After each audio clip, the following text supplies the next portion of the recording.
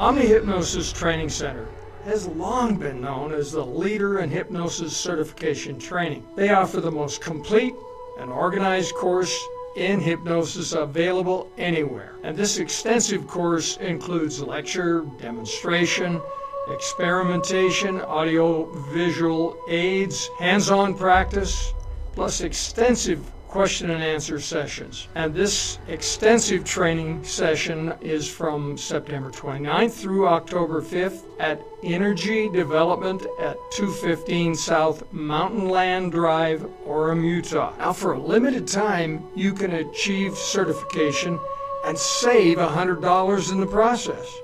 Now, there are only a few openings left. To be included, call Kayla Tomlinson, 801-259-7024. Kayla will get you registered and make sure you receive the $100 savings. But hurry, because these openings are very limited. Call Kayla at 801-259-7024. That's 801-259-7024.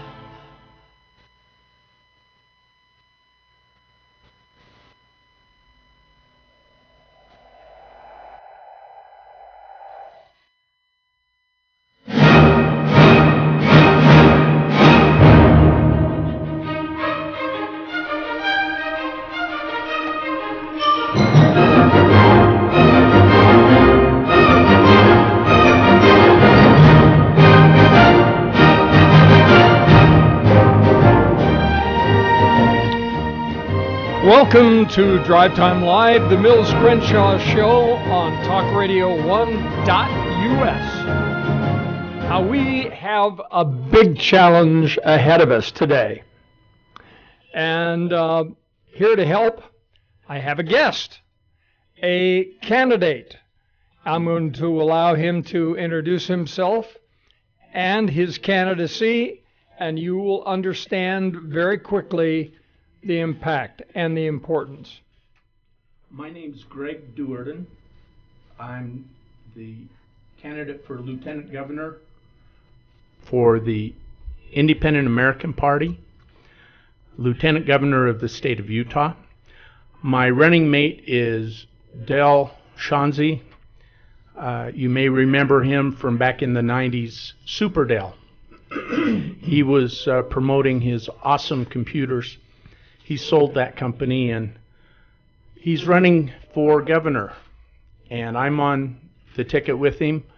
I've been a newspaper man clear across the state of Utah, from Monticello to Logan to Ogden to St. George to the Uinta Basin, and owned a couple of newspapers.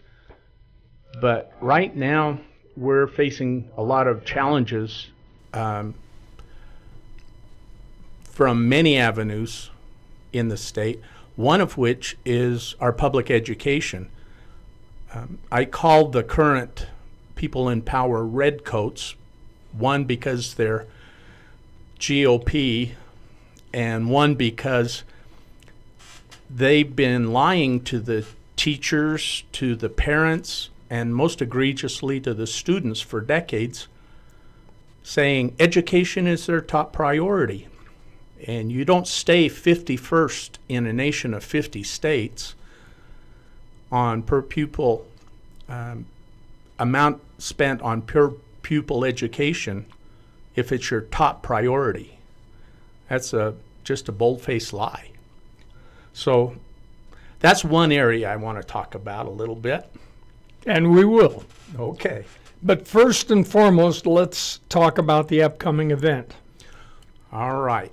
In just a couple of weeks, we have the IAP, Independent American Party, is sponsoring a rally on the steps of the Capitol.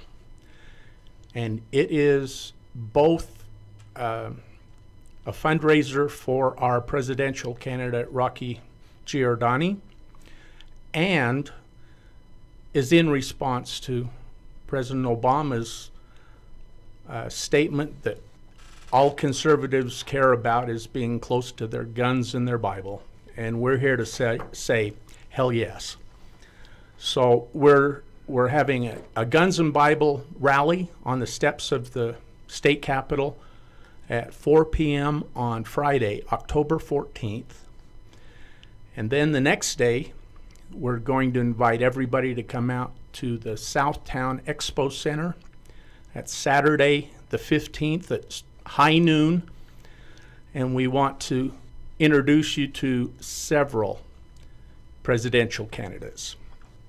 And the presidential candidates we have confirmed are just a couple. We're trying to get Trump and Clinton to come, but that's hard. They've scheduled a lot of things around, but we've invited Darrell Castle, Gary Johnson, Jill Stein from the Green Party. Rocky Giordani has confirmed he'll be here because he'll be in town the day before for the rally. And Evan McMullen we've also invited, and we have yet to hear firm confirmations from several of them, but we're hoping to get at least that many. There's only 1,800 people running for President of the United States this year. 1,800? 1,885, according to the Federal Election Commission. And we've heard about practically none of them. Yeah, less than 1%. That's incredible. Well, look, we're going to get into this in depth, and I want you to know I'm grateful. We also have another guest online, caller from the 951 area. Welcome. Will you please give us your name? Hello? Caller? Why are we not hearing this caller at all? There we go. Okay, you're in the 951 area. Prefix is Hello? 392. Yes, welcome. With whom am I? Hey, can you hear me now? We hear you now. Mills, it's Rocky Giordani. Excellent, How are you, my friend? Rocky. Congratulations, sir. This is a presidential candidate, and we welcome you here. We're just talking about the upcoming rally.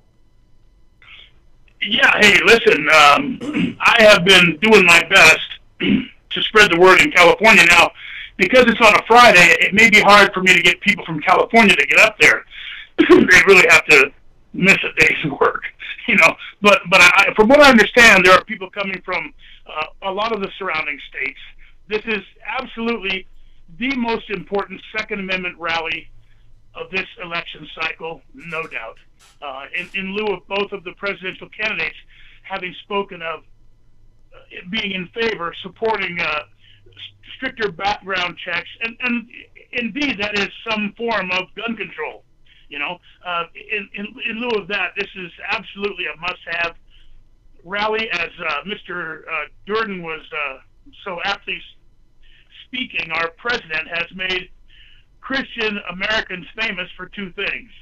Actually, his words were clinging to our Bibles and our guns. Well, yes, Mr. President, we do cling to our Bibles and our guns. We will continue to cling to our Bibles and our guns long after your administration is just a bad memory. So October 14th, 4 p.m. Now, this is a legal rally. We have to stress that to everybody listening. We have the permission of the state of Utah to use the Capitol steps. We're not just storming the Capitol with guns and Bibles. It's a legal rally, and since Utah is an open carry state, nobody who brings from whatever surrounding state who brings their legal firearm will have any problem carrying it strapped to their hip while attending this rally to show their support for the Second Amendment, which has been under attack, which remains under attack, and just as importantly, Christians in America are under attack, have been under attack. And in this rally, we mean to make two statements. We will continue to cling to our Bibles and our guns, but more importantly, right now, Mills, at this time in America, Christians are adrift on the open sea, brother. And it's time, literally, for Christ's sake, for everyone to grab an oar. We need to get this going. We need to get Christians back on the map. We have been removed from every phase of our children's learning process, and we're not gonna take it anymore. Well, I appreciate your saying that, Rocky, and we want the pastors to know that they are all more than welcome, and we will ask them to join us in prayer there at the steps of the state capitol. You're absolutely right. Christianity is under fire and under attack. I was astounded to hear that in New York City, of all places, they have unveiled an archway with a statue of the god Baal, which they are honoring in this. That is a harbinger of things to come, as Jonathan Cahn pointed out. And he is a messianic Christian Jew, and as such, he is very much in sync with what we're doing. But can you imagine anything so foolish as to unveil a statue to Baal? This is the first I've heard of that, Mills, and I'm in shock. I definitely want more information. I can't comment on it because this is the first I've heard about it. But at first blush, that's insane. I mean, you talk about tempting fate. Well, listen, it's one thing to say you don't believe in God. It's another thing to throw down the gauntlet and say, hit me with your best shot. You know Well, what I mean? the Lord has said on numerous occasions, God will not be mocked. And I would think of all of the stupid things anyone could do, unveiling a statue to Baal is about as profligate as anything I can think of. It's just a symptom of how wicked and diseased our society is. Well, the only thing I can say is the ancient Israelites sacrificed their children to the god Baal, and we murder millions of innocents in the womb every year. It might as well be to Baal. Rocky, what would your administration do as far as forced sterilization and forced abortions is concerned? Well, listen, I'm not going to hold any children down and clean out their wombs. I have no idea who's proposing that. Forced sterilizations and forced abortions are well, I guess if you're going to put up a statue of Baal, you might as well start using a mop on 9-year-old children who get pregnant through some misfortune not of their own doing, if you know what I mean. Absolute insanity. It's crazy. You are listening, now, friends. I did hear that briefly coming across some. I probably read it on the internet. Who proposed that, by the way, Mills? If you don't mind helping me out. Some likely unknown person with the first name Hillary, I think. Oh, Lord. Well, why am I surprised? Why am I in shock? Why does this even surprise anybody? I can't believe that. Well, listen, look, nothing this woman does should surprise anybody anymore. And it's finally coming out, by the way, just to get a little bit off that just disgusting subject of forced sterilization and forced abortions. It's finally come out, something I've been talking about for over 6 months. The 4 men that she allowed to die in Benghazi are nothing compared to how many people are going to die, Mills, due to the yellow cake uranium deal that she made with Russia. You know, that yellow cake uranium is being sold right to Iran, right? Of course. Now, this and is nuclear the technology from North Korea. Yeah, exactly. And then what do you think they're going to do once they have nuclear capability? Do you think they're going to hold it as a threat, as a something just to hold over your head and say you better not? Do you really think it's going to be a deterrent, or do you think it's going to be an absolute offensive weapon immediately? Well, and there's more.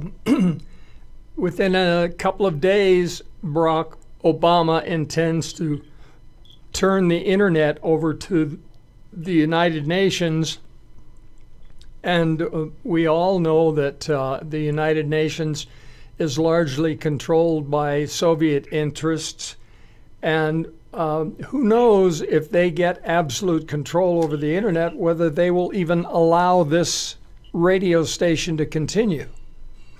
Yeah, well, now, Michael Savage was taken off the air. I do know, and we're trying to get in touch with him because our radio station will carry Michael Savage if he wishes, as long as we're allowed. Yeah, well, he was he had the second biggest audience in the country, from what I understand. Up to like 20 million people might have been listening to him in a day. Now, this is the beginning of the quieting of the voices of dissent. Now, listen, getting back to your United Nations theme there, I believe with all my heart, and I swear, if lightning could strike, Mills, if we caught lightning in a bottle and somehow I ever walked into that White House, one of the very first things I would do, not the very first thing, because they're just a bunch of lazy guys who can wait probably till the second day, those guys would have to find a new address. I would pull every one of their visas, pluck their diplomatic immunity out from under them, evict them from whatever property they're taking in downtown Manhattan, and tell them to get the hell out. But first, we're going to look into stuff you've been doing while you were here. If I find any delete at all, any kind of criminal behavior, you lost your diplomatic immunity, you better know that when you come here and fool around, you're going straight to jail, man.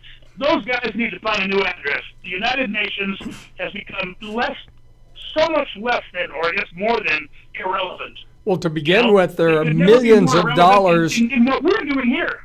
Yeah, there are millions of dollars in unpaid parking tickets alone. Yeah, listen, I really think a week in county jail would straighten those guys out. They would never come in any county jail. I don't know, Listen, they're all probably just about the same. A week in any county jail would straighten them out. They start parking their cars, right? Well, now we're getting a little light, but the point is simple. Though the United Nations is absolutely irrelevant with the way this country is supposed to be run. Now, Barack Obama wants to give them the internet. Hillary Clinton wants us to have to register our guns with the United Nations. Her small arms deal with the United Nations would force you and I to register our small arms with the United Nations. And of course, you know what they're going to say, can't have one. Of course. The registration they're all would in one lead... building, Mills. They're all in one building. So we don't have to storm the whole country looking for them. We just storm one building to get rid of these guys. And I'm serious about that. I'm sorry, man, but the minute they start trying to take our guns away, that's why we have them. That's when we need to load them. Well, and that's what the founders of this country believed. The purpose of the Second Amendment was not so that we could all go hunting. It was to protect us against an all-powerful central government. And that was their number one fear. And that almost made it impossible for them to form a union because they were afraid that the federal government would become the kind of monolithic power that it has become. Now, gentlemen, let me interject for a second. I've got a little bit of housekeeping I need to take care of. You are listening to Drive Time Live, the Mills Crenshaw Show on Talk Radio 1. And there now are multiple ways that you can listen. You can go to YouTube. And on YouTube, you would go to talkradio1.net. That's only temporarily. We ultimately will be talkradio1.us there as well. But if you want to listen on your computer, you can. And on your computer, you would go to talkradio1.us. If you are listening on a phone, and that is the easiest way, all you have to do to talk to either of my guests is dial 5. If you're listening on your phone, pardon me. If you currently are listening on a computer, in order to talk with either of my guests, you will need to go to a phone. If it's a hard line, if it's connected to the wall someplace, you'll need to dial 1. Then the rest of the number. If you have a cell phone or a smart phone of any kind, you don't need to dial 1. You just dial 701-801-0829. 701-801-0829. And once you hear the show on your phone, and you can listen on any phone anywhere in the world. That's the fun part of it. No special equipment needed. At that point, you simply dial 5, and you'll show up on our computer, and we will bring you aboard right away. Okay, let's see. We have a caller from the 310 area. Prefix is 749. Caller, your first name, please. Christopher. Welcome, Christopher. You're on with both guests. Oh, great. I actually know a little bit about who was Ball. I just wanted to chime in. In actuality, what it was before the Hebrews entered the Promised Land, God warned them not to worship Canaan's gods anymore, and it's actually in Deuteronomy 6:14. But they idolized it anyway, and this was during the reign of Ahab and Jezebel, at the height of when they worshipped this god Baal. And anybody can Google this at any time they want.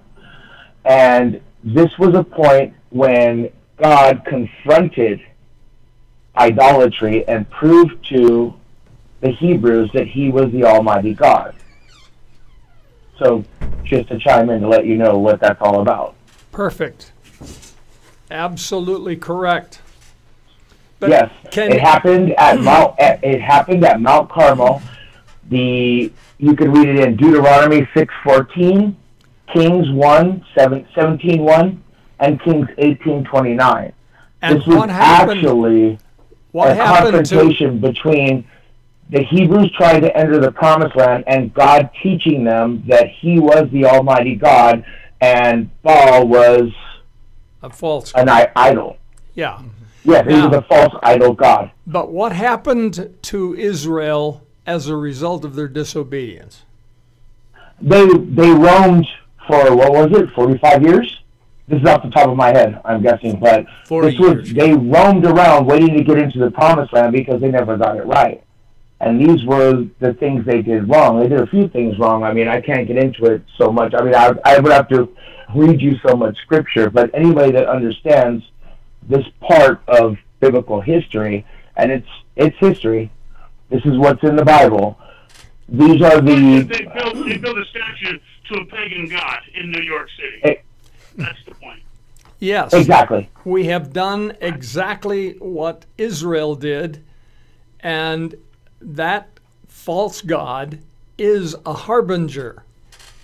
It foretells what is about to befall our country, I'm afraid. Honestly, it's really disturbing, and actually, I love your show. And hey, Rocky Gianni, great to hear you. I love everything you're talking about. Thank you very much. Okay, so I'll let you guys continue. I'm done. I just wanted to help you guys out with your conversation. Thank you. We appreciate that very much. See how no easy worries. that Have a nice day. All you have to do is dial 5, and that brings you on board, and that's what Talk Radio 1 is all about. Now, I have been warning for months now that we were taking some very dangerous and foolish steps. And I warned that today was the day that the International Monetary Fund was going to make an announcement. That has happened. Now, I got a call from one listener who said, Mills, good news. The stock market did not collapse. It actually went up. And I thanked her and pointed out that unfortunately, when this announcement came, the full effect of it is going to take some time before it hits. But let me share with you the announcement because what I have been foretelling came to pass. Today, September 30th, 2016, the International Monetary Fund announced the launch of new special drawing rights valuation basket that includes the Chinese renminbi, the RMB, and the new currency amounts will determine the value of the special drawing rights during the new valuation period, and it's that valuation period that's going to kill the dollar. As approved by the executive board, I'm reading this, by the way, of the International Monetary Fund, on November 30th, a month from today, but effective October 1st, tomorrow, the renminbi is determined to be a freely usable currency and will be included in the special drawing rights basket as a fifth currency along with the US dollar, the euro, Japanese yen, and the British pound. The board also decided at the time that the weights of each currency would be 41.73% for the dollar, 30.93% for the euro, 10.92% for the Chinese yuan, 8% for the Japanese yen, and 8.9% for the pound sterling. Now, to many of you, you may think, well, gee, that's great. The US dollar is 41%. Oh, really? Stop and think about it for a minute. There was a meeting in Shanghai, China, and they formed what was called the Shanghai Accords. And at the Shanghai Accords, almost every country there agreed with Barack Obama, who was there, that they would dump the dollar. They actually are going to start shipping dollars back to the U.S., and they're doing it in favor of the Chinese yuan. Why? Because it's backed with gold. Well, yeah, but the U.S. dollar is backed by the full faith and credit of the United States. It's an IOU. Yeah, a debt instrument instead of a gold instrument. And so what's going to happen to the stock market? The forecast is, now remember, today it went up.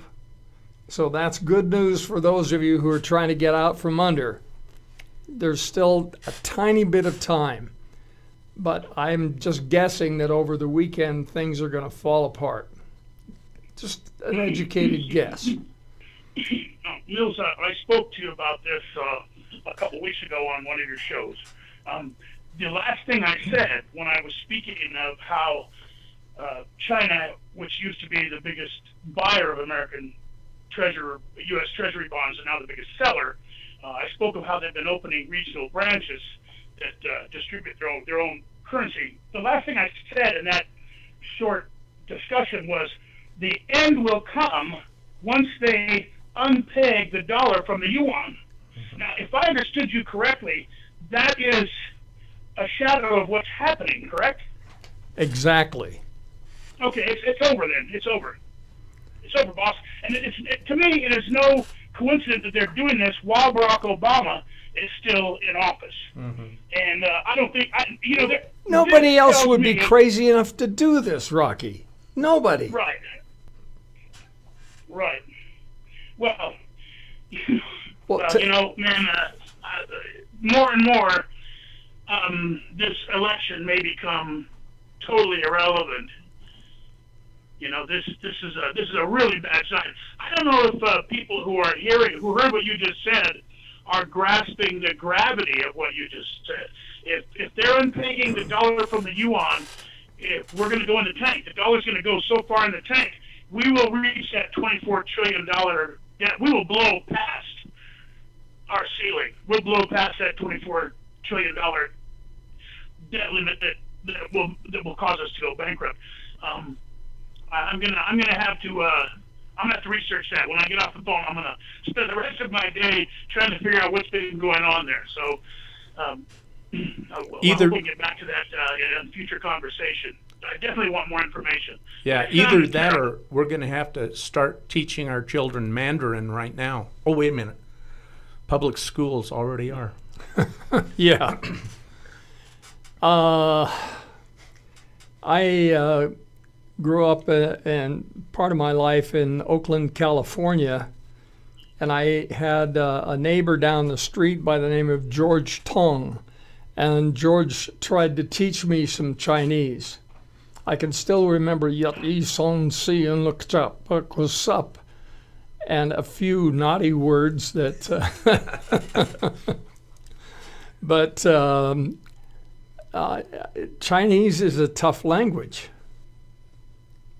Hey, Mills, I have a question for you. Is it absolutely unheard of that we could recall a president even this close to the end? Legally, it certainly can be done. He could be impeached tomorrow. Well, here's the problem. Here's the problem. Now, Barack Obama wrote about Saul Alinsky in his books. People say, "Oh, I'm going to vote for Obama. He's really smart. He wrote 2 books. Yeah, well, maybe if you read the books, you'd understand who this guy is. Saul Alinsky's been dead for over 40 years, right? But his writings still influence people who are in power today, no doubt. Well, and Hillary was one of his acolytes. Mm-hmm. Hillary did her thesis on his writings, and Obama wrote about him in his books. But the number, I believe it was number 3 in his recipe for how to turn the United States into a communist country was debt. Increase the debt to an unsustainable level. That way you can increase taxes, which they've been doing, and produce more poverty. But no sane person would ever do something like that. Right, poor people are easier to control. Now, the number one rule in the recipe, number one ingredient in the recipe for turning us into a communist country was healthcare. Control the healthcare, you control the people. Poverty was a second. Increase the poverty level as high as possible because poor people are so much easier to control and they won't fight back because you're providing them with everything they need to live, right? Correct. Increase the debt to an unsustainable level, gun control, welfare, education, remove the belief in God from everything in governments and schools, class warfare. Does any of this sound familiar? These are Saul Alinsky's 1, 2, 3, 4, 5, 6, 7, and 8 rules for ingredients for the recipe for turning the United States into a communist country. Well, I thought those were the rules laid down by Hillary Rodham Clinton. Or Bill. Actually, they were, because she almost worshipped Saul Alinsky when he was alive. She wrote her college thesis on his works. I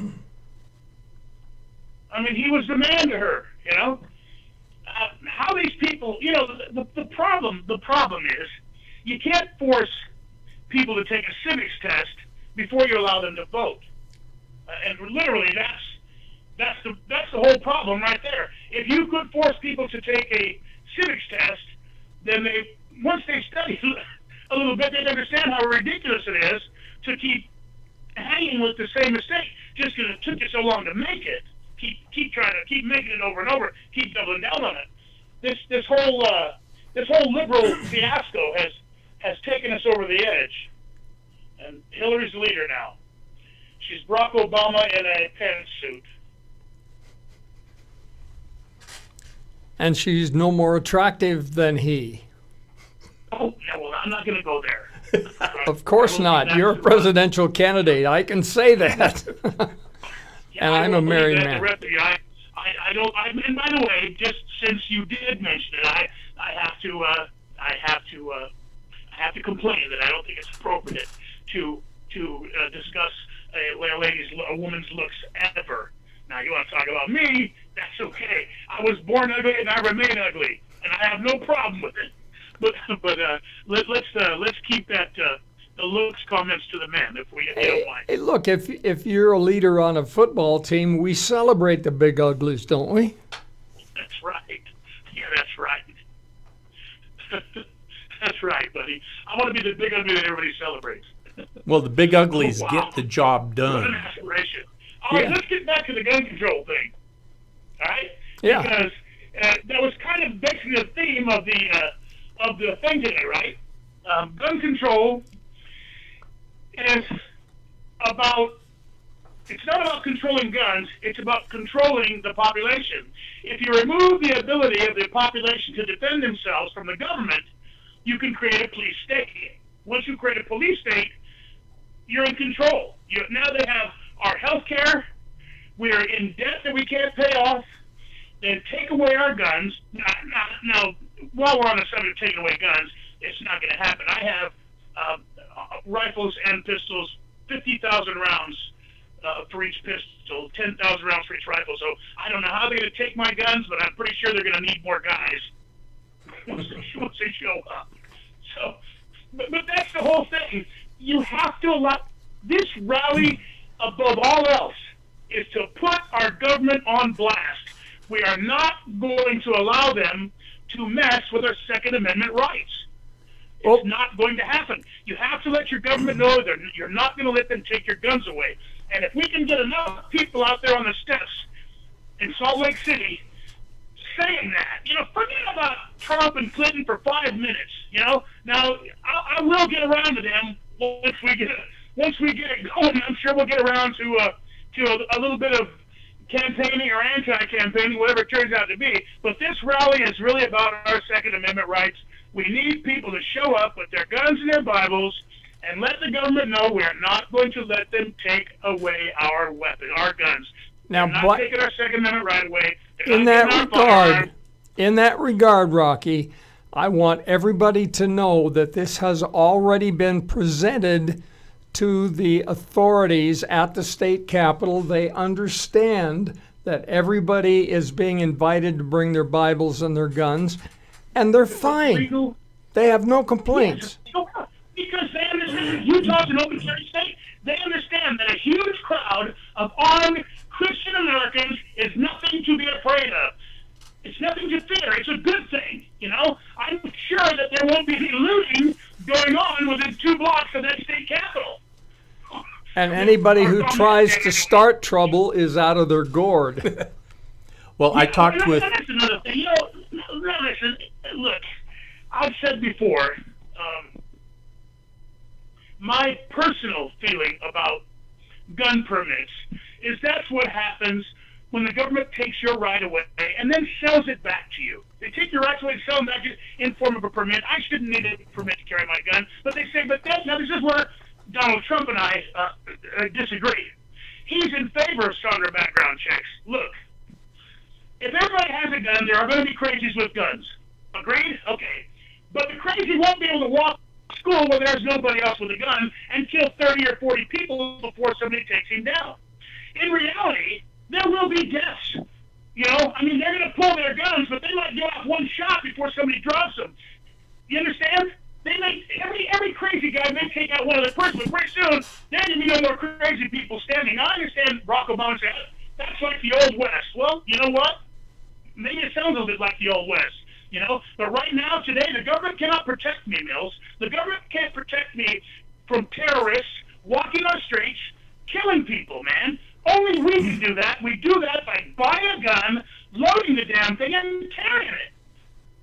And that's the truth. That's the reality of where we live today. And if we based all of our decisions on our future, on will there be deaths, well, then we're living in airplanes. Come on, the Wright brothers. We have people to fly. Come on, people are going to die. Yes, there will be deaths.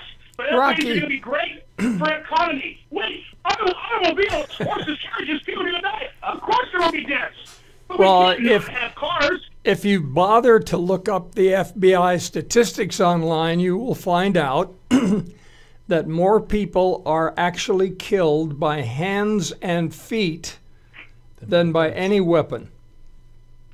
Yeah, it doesn't matter to me how someone gets murdered. I understand, they got shot with a gun. Would you prefer to throw the guy out a window? What is the difference? The guy was going to kill somebody. He was going to kill somebody anyway. I say let all the crazies have their damn guns. Let them stand up, pull their smoke wagon, and see what happens. Let's get rid of them all. Shit, they'll all be on my lunch, Mills. The first day you don't need a gun permit anymore, the crazy will all be gone by lunch. They're all going to run out, grab a gun, and start waving it around. It'll be over. Sorry, I know that sounds a little bit radical. I don't know, but I'm a Second Amendment guy all the way. Well, you sound suspiciously like an American. Just a little bit. Yeah, and I love this country, Mills. I hate what's happening. And I'm not going to sit on my sofa and let it go down. People tell me, you're running for president. Who are you to run for president? You're a middle-class guy in the middle of nowhere. Yeah, that's right. You can't be elected president. Who the heck's going to stop me? Look, I don't mind people telling me I can't do it, as long as they're not standing in my way while they're saying it, because then we got a problem. Until we realize that this two-party system is so broken, Mills, right now, people are going to vote for one candidate just so the other candidate doesn't win. That's how sad this two-party system is. And until we get rid of it, this lesser of two evils decision is what we're going to keep making day after day, year after year, election cycle after election cycle. We're going to keep electing the lesser of two evils. What do you think would be happening right now if John McCain had won in 2008? Right now, he'd be in his second term, and they'd be going, my gosh, we got to get a Democrat in there because the Republicans stunk it up. He was He could have been Bill Clinton's vice president. You know, I mean, it was the lesser of two evils. You know, a lot of people voted for Barack Obama just to prove they weren't a racist. You know, and then the second time they did it because they were stupid. but the point is, the two-party system is broken, and I do not subscribe by this myth that if I don't vote for one or the other, I'm wasting my vote. Well, I think it's so important in this election cycle right now, when we have everything to lose, to not stand up and vote for the lesser of two evils. In this election cycle, more than ever, Mills, we have to vote our conscience. Are you going to vote Republican just because you are one? Or are you going to vote conservative? Are you going to vote your conscience, or are you going to go out and be a puppet and go take the lesser of two evils? I'm not going to do it, Mills. I'm not going to do it. I'm never going to do it. Nobody in my family's going to do it. Well, so if we have to go right in the nail of an independent candidate, we will. This is independent on every ballot in every state. And that's what we need to do. We need to get this two-party system out. It's over. It's done. It doesn't work. Look where our country's heading. Well, let me just say this. There is no question that the independent-minded voter will decide who the President of the United States will be this time out. We have another caller in the 801 area. And let me see, the prefix is 879. Caller, your first name, please. Diana. Welcome, Diana. You are on with Rocky and with the candidate for lieutenant governor. Well, it would be nice if he didn't yell so much. It's hard to understand him. I don't know. I don't like that. Rocky, you have been castigated for yelling. Oh, yes, ma'am. Well, you know, I do get passionate, and I apologize. I do get carried away. It's just I'm very passionate about my country and politics right now. And if my loud voice bothers you, trust me, you're not the first person to complain, and I apologize. That's fine. I just think it'd be more beneficial to your candidacy, and you're running for an office if it wasn't so yelling. And I understand how you're emotional. I understand that, and I can get that way too. But I don't know. You know exactly what you mean. You stated your point, made your point perfectly, and you're correct. But right there for a minute, it was just me, Greg, and Mills on the line, just the guys talking. I kind of forgot that, a couple million people might be listening, so yeah, I'm a little carried away. I do that. I apologize. I do that too when I'm talking to Mills. I forget that other people are listening, because it just seems like I'm just talking to him. So your apology is accepted, but I'm grateful that you feel that way. But my question for you is, are you going to be there on the 14th and 15th? Me or Rob? You. Diana. That's you, Diana. So you're in Utah. Yeah, Diana, are you going to be there on the 14th and 15th? Oh, is that up at the Capitol? On the Capitol steps at 4:30 in the afternoon, and the next day at the Southtown Expo Center. At high noon. At high noon. That would be better for me, because I'm clear down in Sanpete County. Well, come a day early and be there both for both. Diana, let me propose something to Diana Mills for a second. Diana, if you can make it the outside venue, I'm sure there will be a microphone there. I'm hoping we'll have found some way to get us a sound system there. Diana, if you'll show up to that one, I will make sure, if you tell somebody in our crew you can get right up there on the top of the steps with me, and every time I start to yell, you can elbow me in the ribs, okay? So which one is this at?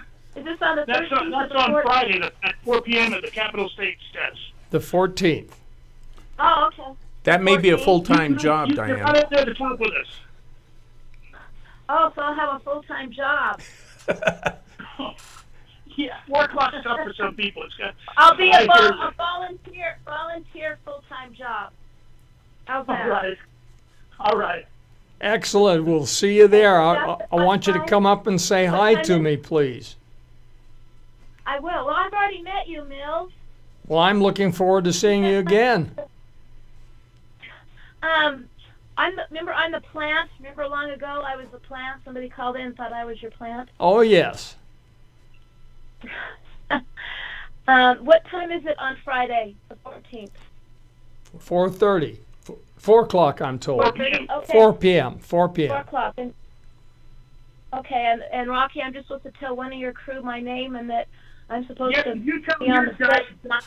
You tell him you're Diane from the Mills Crenshaw show, and Rocky said he wants you up on top of the steps with him, and you get up there, and I'll keep you right near me. If I start yelling, you can just elbow me in the side, okay?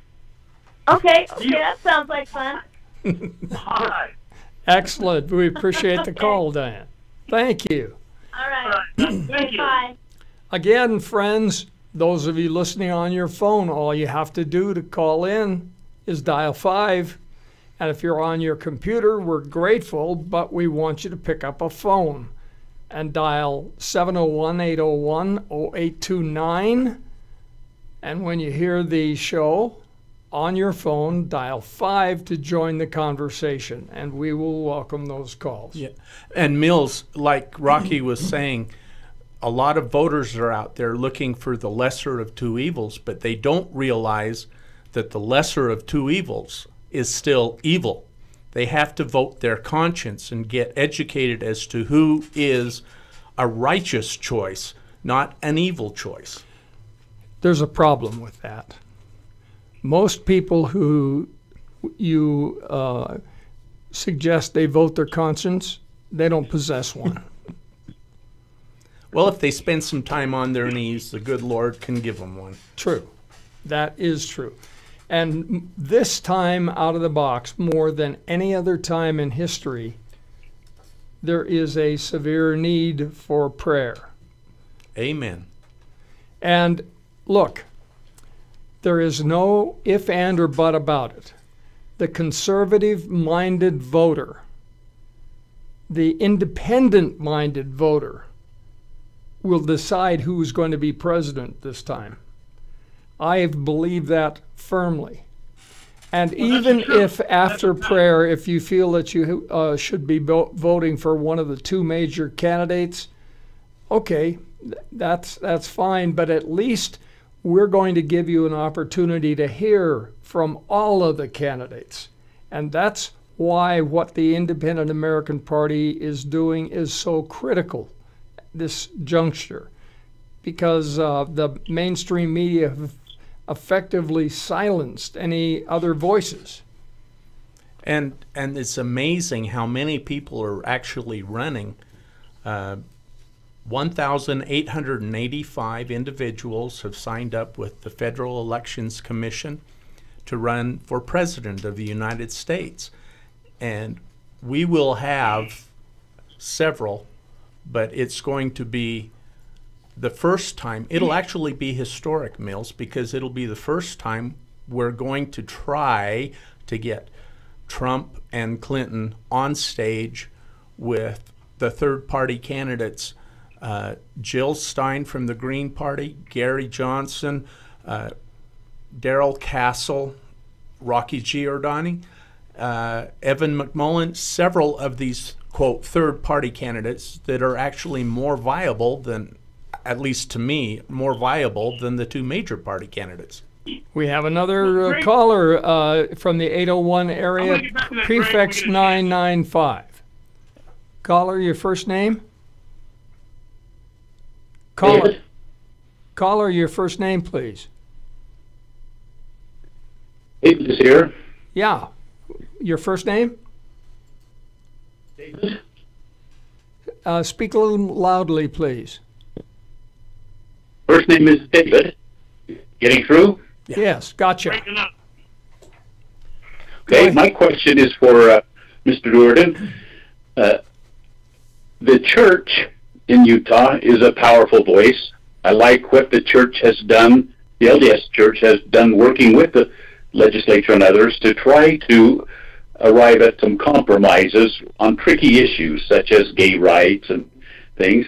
The church has also had some strong feelings towards humanitarian efforts for refugees, These are all tricky issues for conservatives like myself, but there are some resolutions. There's opportunities to try to reach understanding. I'd be interested in Lieutenant Governor candidates' view of some of these tricky issues and the church's role. I'll sign off. Thanks. Thanks, David. I understand a lot of the, quote, tricky issues. There are a lot of people out there with their own agendas, with very firm conviction, and I understand the church's stand. They believe, as do I, that we are all brothers and sisters on the face of this green earth, but a lot of these brothers and sisters are making bad choices, and these choices, in God's eyes, is considered sin by what He's given us in the Scriptures. And we can reject the sin, but still support and love our brothers and sisters. That's where it becomes tricky.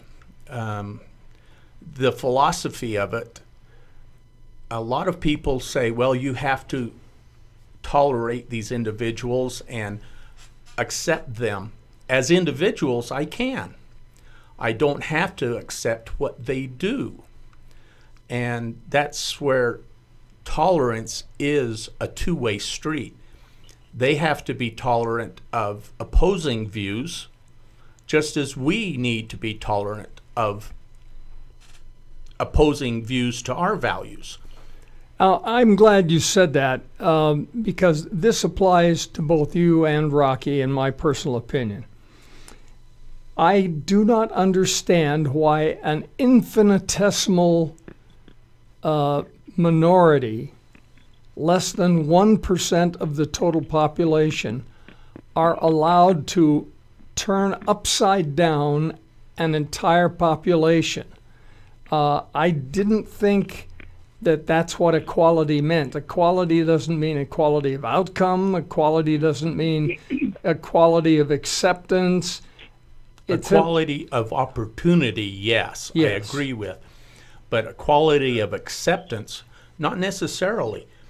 We have courts that are setting aside, in the state of Utah, we had a constitutional amendment decided by 66%, considered a super majority in anywhere else, that said, we believe marriage, the way we believe it to be, is for a man and a woman. And that was tossed out by a district court, Judge Shelby. And it was one individual. One individual. And that happened in California as well. 4 times. Prop 8 in California was overturned by appeals courts 4 different times. Thousands and thousands, hundreds of thousands of voters were disenfranchised. Their decision didn't carry any weight. California, that's not what happened. That's not what happened. It was not overturned in appeals court. Proposition 8, which passed with a huge amount of support, was overturned by the Democratic Congress of the state. It didn't make it to an appeals court. They just said, no, we're not going to let it happen. Then they may have put through some appeals action later, but immediately after Proposition 8 passed, the Democratic senators, the Democratic Congress of the state of California, rejected it immediately. And then maybe there was some appeals in the court later, but they just shot it down. You talk about disenfranchised. Sorry, Greg, go ahead. Yes, they were. And by the way, Mills, when you're done with Greg on that question, I want you to ask me the same question, please. But that is essentially what happened, Rocky. They were disenfranchised. Yeah. Their decision. We are no longer a country where majority rules. We are a country of the squeaky wheel. There's a reason for that. Go ahead. The question is now posed to you. Okay. Sorry, man. I've been squirming since you asked it, and I appreciate that. Greg's answer is on point. It's the correct answer, but in reality, The real reason for it is, look, Mills, your question was you don't see how 1% can push the agenda because they're the radicals. Remember, we talked about this. Everybody in Germany wasn't a Nazi. The Nazis were the minority, but the radicals pushed the agenda. 60 million people died, right? Because the moderate majority was irrelevant. In America, Christians have become irrelevant. We've got to stand it. Look, this is going to keep going on. We keep complaining Christians are under attack. Religion and God has been taken out of every phase of our children's learning in school. It's out of government, and our country's going in the handbasket, held in the handbasket. But what are we doing about it? Nothing. The Christian majority remains irrelevant. If we don't stand up, no, sorry, Diane, I'm starting to scream. See, she helped me. If we don't stand up, if Christians don't stand up and say enough, if we don't have the stones to stand up and say enough, it's not happening anymore, it's going to keep happening. The only reason that 1% pushes the agenda, Mills, is because the moderate majority who are Christians won't get off their couches and do something about it. October 14th at 4 p.m. on the state capitol steps, Salt Lake City, Utah, we're hoping that that's going to change. And this is what I really hope happens. On the 14th of October, I don't care if 25 people show up, because I'm going to bet that 2 weeks later or a month later, there's going to be another rally with Bibles and guns in another state. And this is going to be the tip of the iceberg, man. We're going to get this thing rolling. It's going to snowball. The first Bible and gun rally is going to happen historically October 14th at 4 p.m. in Salt Lake City. And I promise you, I believe with all my heart, it's going to be the first, because Christians are going to wake up, they're going to pick up their Bibles and their guns, and they're going to realize why they have one in one hand and one in the other. Now look, everybody who's out there listening to this, you need to contact your bishop, your minister, your pastor, whoever the leader of your congregation is, and they need to start talking about this. And as Christians, they need to show up at these two events, because this is the gathering of the independent-minded voter. And they are the people who are going to decide who the president will be in the upcoming election. How can you do that? How, seriously, how can any of us do that if we don't hear from as many as we have the opportunity to listen? Back in Revolutionary days, the ministers were called the Black Robe Regiment, and they were the ones pushing freedom.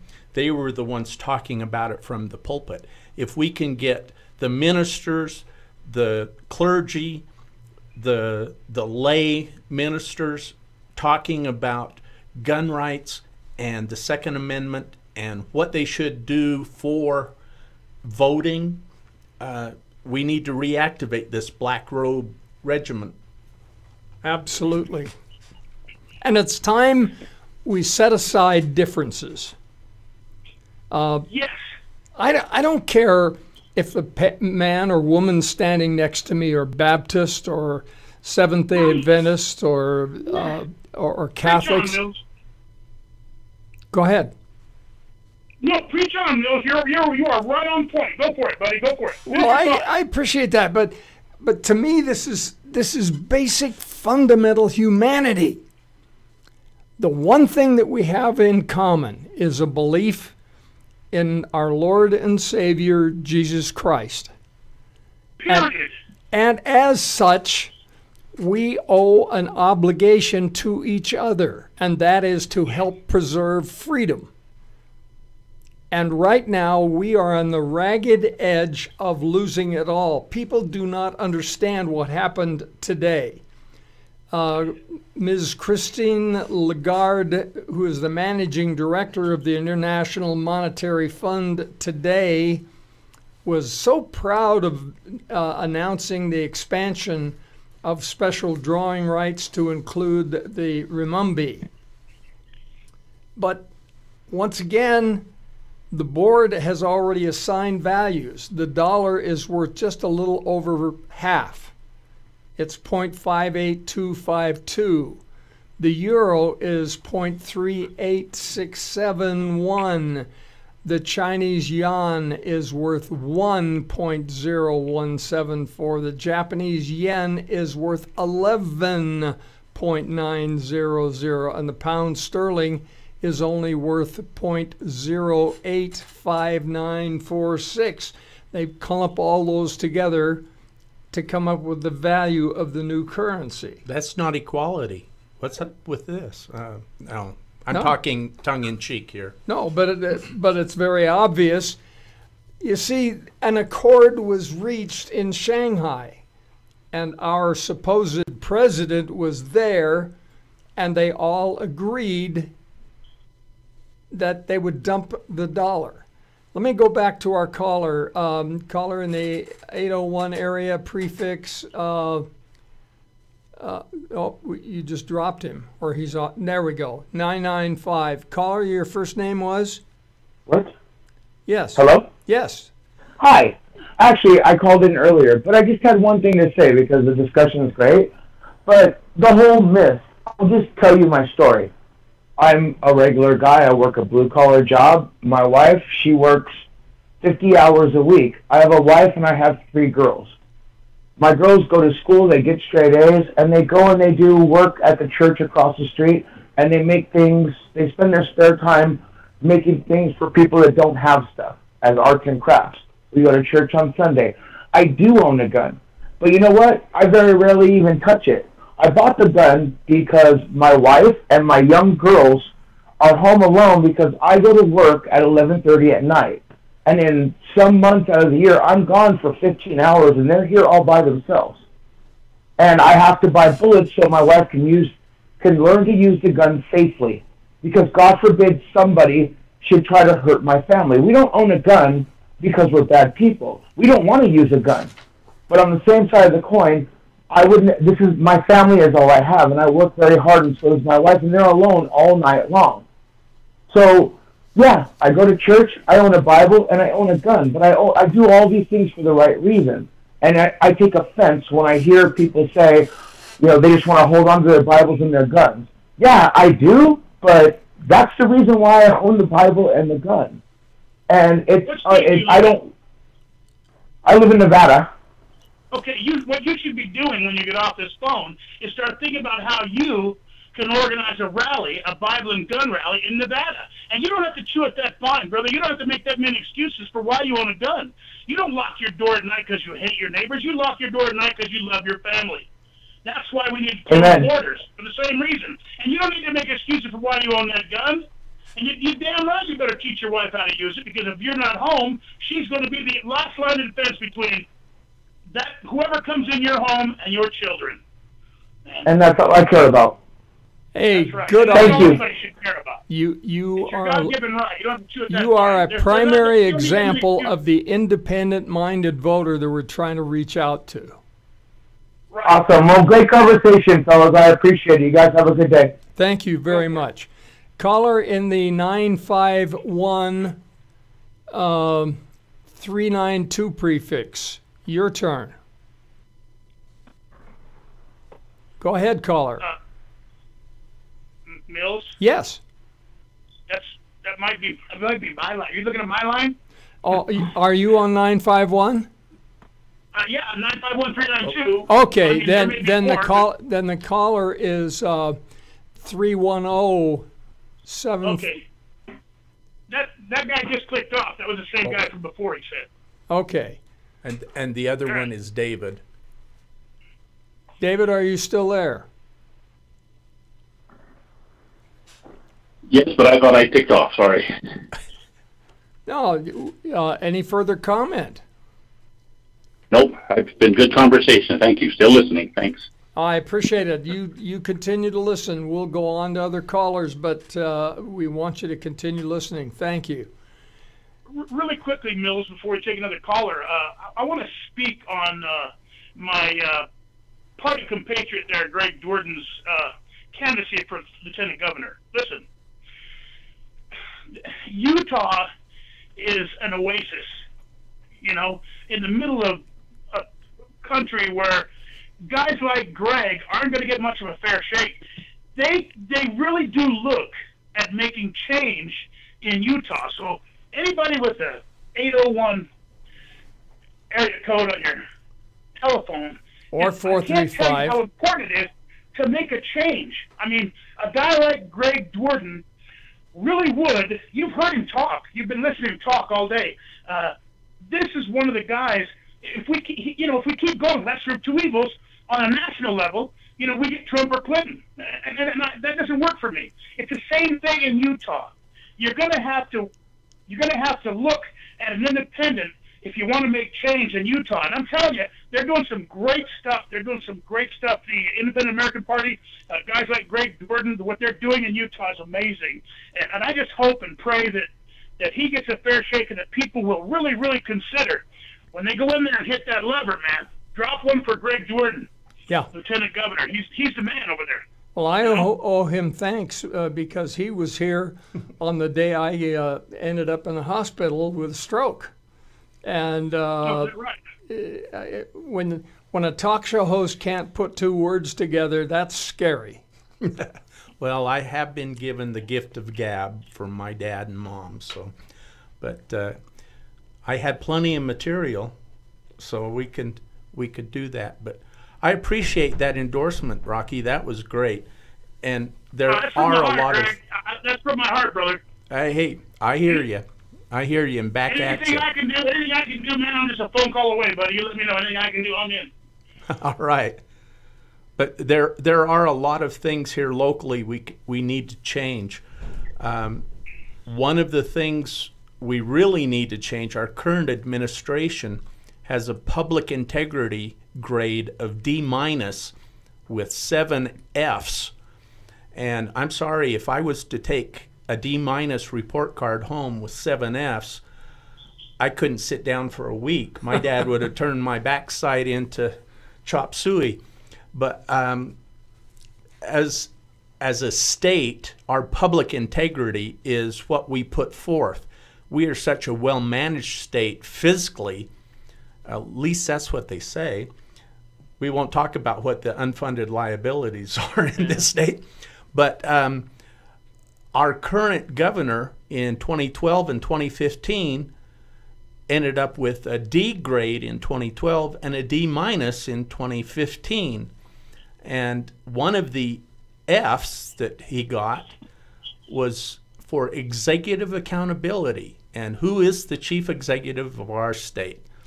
It's Gary Herbert. He's such a good man with a good governor, if you believe the signs along I-15. And I'm sorry, I'm related to him by marriage, but I still have to say he was a less than mediocre county commissioner. He was barely visible as a lieutenant governor, and as a governor, he's mediocre, maybe. So there are several areas. I mentioned earlier education.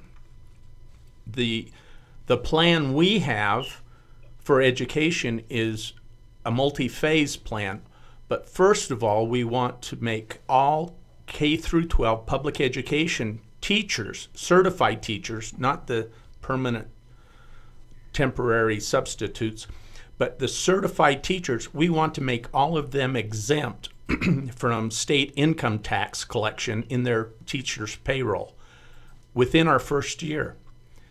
And we want to work towards, within a couple of years, moving all of the salaries for the public education teachers, principals, classified staff, everybody, up to the national median level, which is something that can be done if you follow a plan that we have, which is called the Proctor Plan. And Richard Proctor, I think, is going to be on the show later or at some time.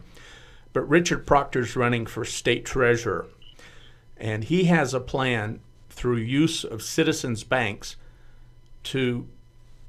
that would enable us, if we get in, would enable us to cut income taxes in half, if not do away with them entirely, and property tax levies in half, within 4 years, and doing away with sales tax on food, excise tax on gasoline, just a few little things that would affect every single citizen in the state of Utah. He's got my vote. Yeah. Well, I'm not trying to buy it, honest, Mills. It's a fact. But those are the kind of ideas that Rocky's talking about. Yeah, and the whole point, Rocky, is we've got to start thinking outside the box, because these old-fashioned formulas just don't work. The tax and spend box that our legislature, almost every legislature in the nation, is stuck in, you have to get beyond that tax and spend box.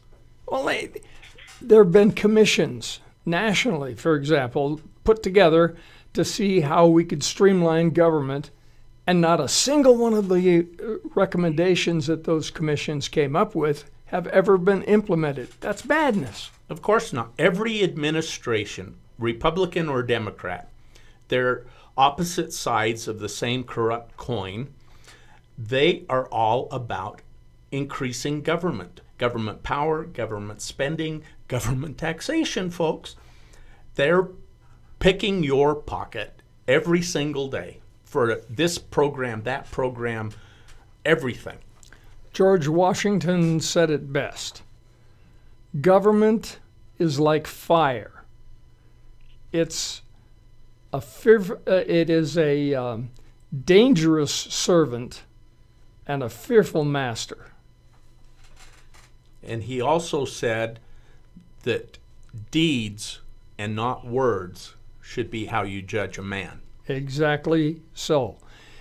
That's the biggest problem with this election cycle, is everybody is just paying lip service to everything. My bet is Greg's in-law there. That must be difficult for you. I appreciate you're squirming on here there, Greg. But I'm going to bet that he was elected because he was the lesser of two evils. And I'm betting if he's running for re-election right now, once again, he would be the lesser of two evils, the bad guy you know, when guys like Greg Dworden are a real, viable substitute. Get these independents into office. Did everybody in Utah understand what he just said? And now I've gone over this whole Citizens Bank plan over and over with people. I've tried my best to explain it. It's very easy to grasp. It's a simple plan to understand, and it will work. And he really could lower property taxes, income taxes, food sales taxes. This Citizens Bank plan really would work. It's an amazing effort, and the people in Utah need to research this and get behind guys like Greg, because if you want to pay less for what you're getting, you need to put the right people in office. Somebody who has a plan, not just pays lip service. I'm going to do this, I'm going to do that. Trump says it every day. He doesn't have a plan for anything. Well, Greg has a plan. The Independent American Party, we have plans for everything we say we're going to do. There is a plan. It's written out. It's comprehensive, and it will work. Go for it, Greg. Thank you, Rocky. And again, the IAP, Independent American Party, wants to lessen the burden of government on the back of every citizen in the United States, in every county, in every state. We've had bills that we've sent out to thousands of legislators on things like nullifying the BATF, the Bureau of Alcohol, Tobacco, and Firearms. Some of their moves are blatantly unconstitutional and illegal.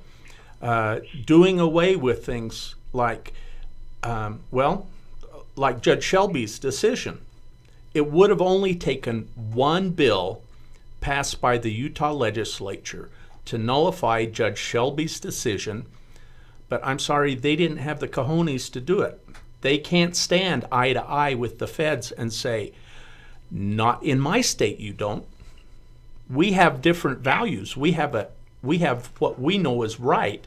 Well, correct me if I'm wrong. When this country was founded, each of the sovereign states very jealously guarded their prerogatives and their stature. The states are the ones that created the central government. And the central government, prior to World War II, they used to say the United States are this, that, or the other. Since World War II, there has been a philosophical shift. Now it's the United States is, meaning the federal government. Yeah. Not all 50 states or 48 states prior to World War II. The shift has been measurable, has been blatant, and so much the federal government does. In the area of education, there is no constitutional authority for the federal government to have a Department of Education. But they have weaseled their way in through Pell Grants, through scholarships, through federal money, and bought their way in to where now they want to change who's allowed in which bathroom. And it's none of their bloody business. In schools. I'm sorry, gyms, shower rooms, and bathrooms, no. That's, no. We've already said, that's not right. Look, I don't want anyone persecuted because of any physiological quirk they might have or any gender problems that they may possess. I don't want them punished. I don't want them persecuted. But by the same token, I don't want them making decisions for my family. It's none of their business. And that's what we want to get the government out of. They are so invasive. They're in our bedrooms telling us what we can and can't do. They're in our homes telling us what we can and can't say, what we can't watch, what we can't read. And I've been a newspaper man for more than 40 years. And censorship of any extent is anathema to my whole philosophy. The more information you have about subjects, the better informed you are, the more intelligent your decisions will be. But the federal government has no right to tell us what we can't read, see, watch, or do. Right now, we are speaking to hundreds of people, and you're going worldwide, not just nationwide, but worldwide. And one man, Barack Hussein Obama, wants to turn over the right to make these decisions to the United Nations? Does that make any sense at all? Well, the internet was set up and established for the furthering of information, for the free, open sharing of information, which is a righteous principle. But I'm sorry, the control is not necessary. The control freaks out there can turn it into a weapon, can turn it into a propaganda channel. And as Mills has said, this station would probably and likely not be allowed if within weeks or days of that actually transpiring. And that is a crime against humanity. Limiting your information and limiting your what you can get access to, that is a crime of huge proportions. Well, Michael Savage has been speaking the truth for decades. He was just taken off the air, I understand. We're going to reach out to him and see if we can get him on this show, because that's a voice that should not be silenced. And unfortunately, there are too few people left who are willing to even call a spade a dirty, rotten shovel. He is one of the few. One of my heroes was Paul Harvey, and he passed away at age 94, sitting behind a microphone. That's a consummation devoutly to be wished. And I'm no longer a puppy. But I figure I've got at least another 14 to 16 years of service behind the microphone. Well, the good die young. And that's why you and I are still around. Yeah, otherwise I'd be in serious trouble, right? Rocky, what are your thoughts? Well, real simply, it goes back to what we were talking about earlier. The reason why we get pushed around, I mean, that's the bottom line, by anybody, by the 1% or by our government, is because we stand by and take it. And it's not until we stand up and say we're not going to take it anymore and start doing something about it that things are going to start to swing in a different direction. Well, fortunately, we've got some listeners who are doing something about it, and they're starting to speak out. We've got another caller in the 801 area. The prefix is 765. Caller, your first name. Will Christensen. Good to hear from you. Will Christensen is the chair of the Independent American Party here in the state of Utah. Good to hear from you, sir. Well, I just thought Greg was talking about the Biological Gender Act that we sent out last week to 3,900 state legislators all across the country. And I just thought I'd quote a couple of paragraphs from that. Here is paragraph number 5. We're talking about the Constitution and how it was set up, and then it goes to number 5. The regulation-making authority of the United States Department of Education is not authorized by any article or amendment of the Constitution, and violates the Constitution's true meaning and intent as given by the founders and ratifiers. And number 6 says, sex is determined at fertilization, governmental regulations notwithstanding. I'd like to read a quote from the American College of Pediatricians. Endorsing gender discordance as normal via public education and legal policies will confuse children and parents, leading more children to present to gender clinics where they will be given puberty-blocking drugs. This in turn virtually ensures that they will choose a lifetime of carcinogenic and otherwise toxic cross-sex hormones and likely consider unnecessary surgical mutilations of their healthy bodies as young adults.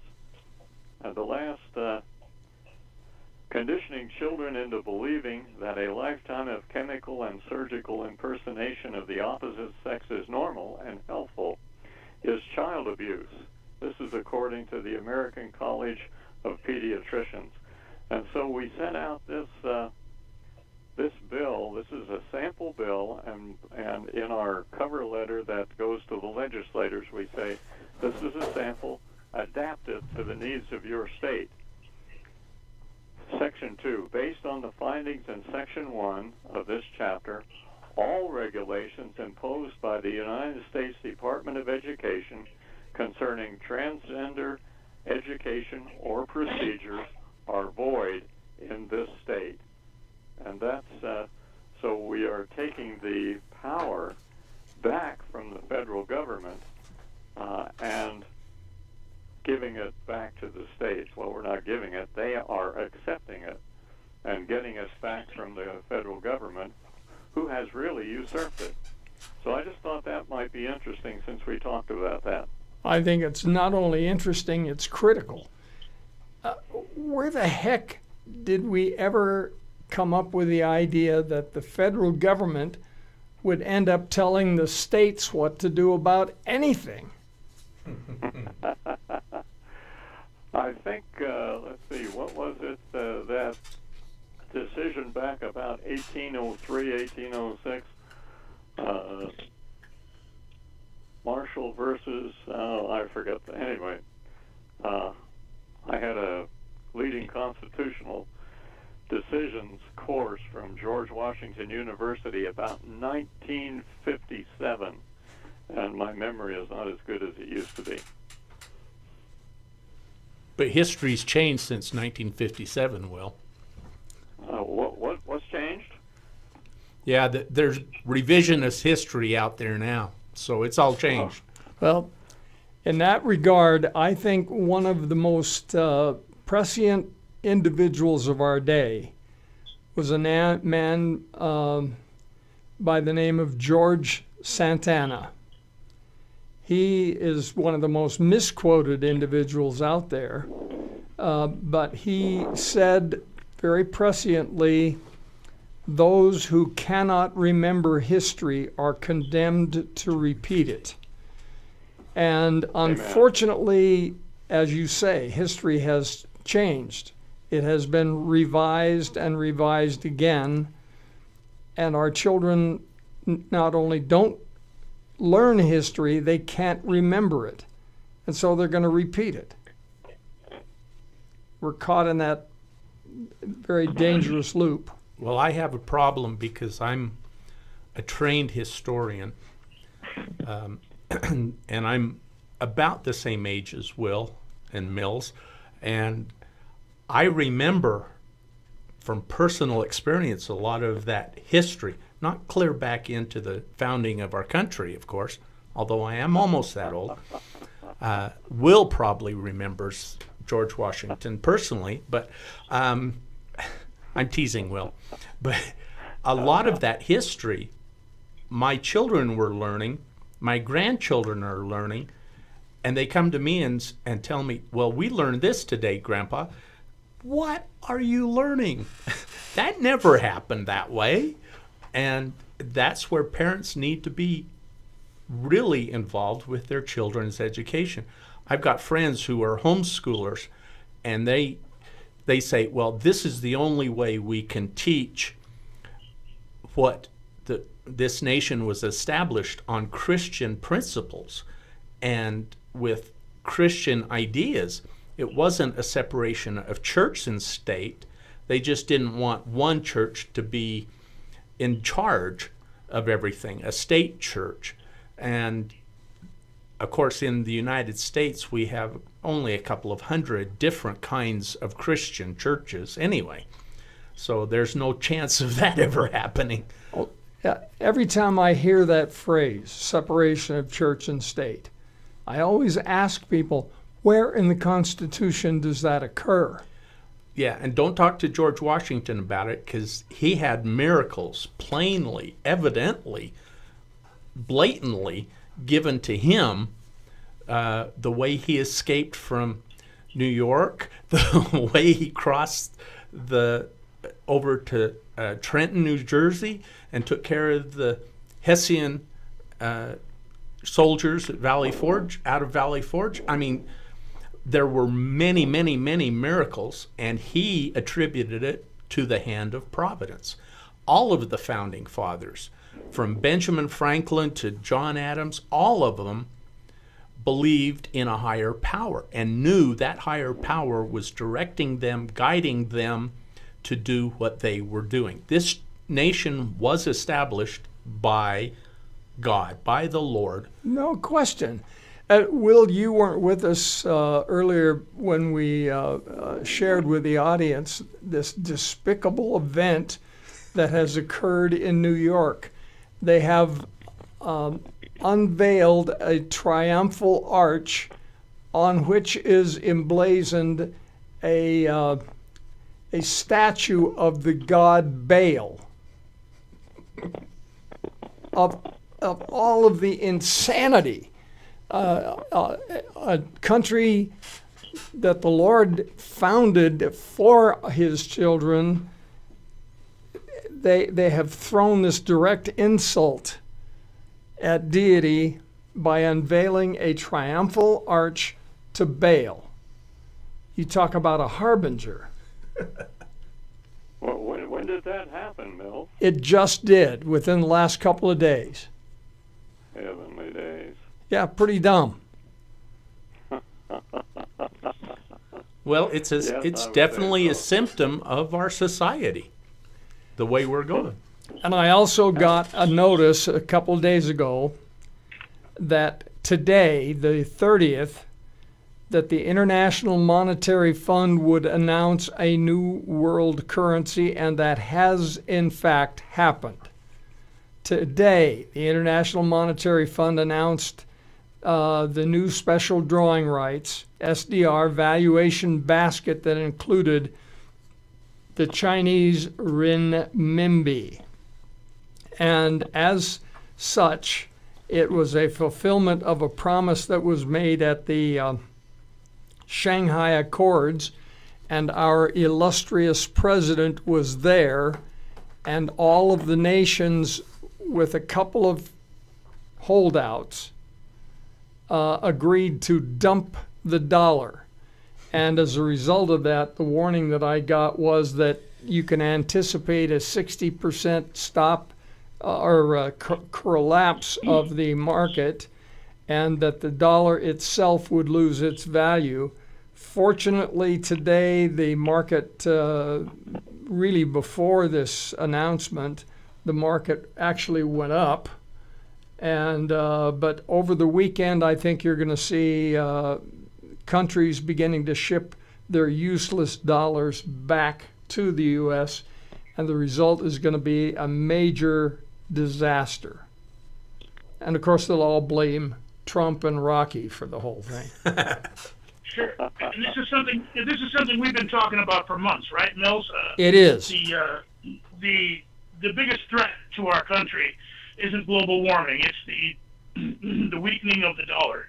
And it's a huge threat because it's the one area where we can really be hit and hit hard. And it's just as simple as the math makes it. China just has to really, all that's left to do is unpeg a dollar from the yuan, and it's pretty much over. Well, and they have promised to do that. All of these countries, with a couple of exceptions. Stockpiling gold and dumping treasury bonds. Yes. Every country's doing it, yeah. Well, we saw this coming. And unfortunately, people don't listen.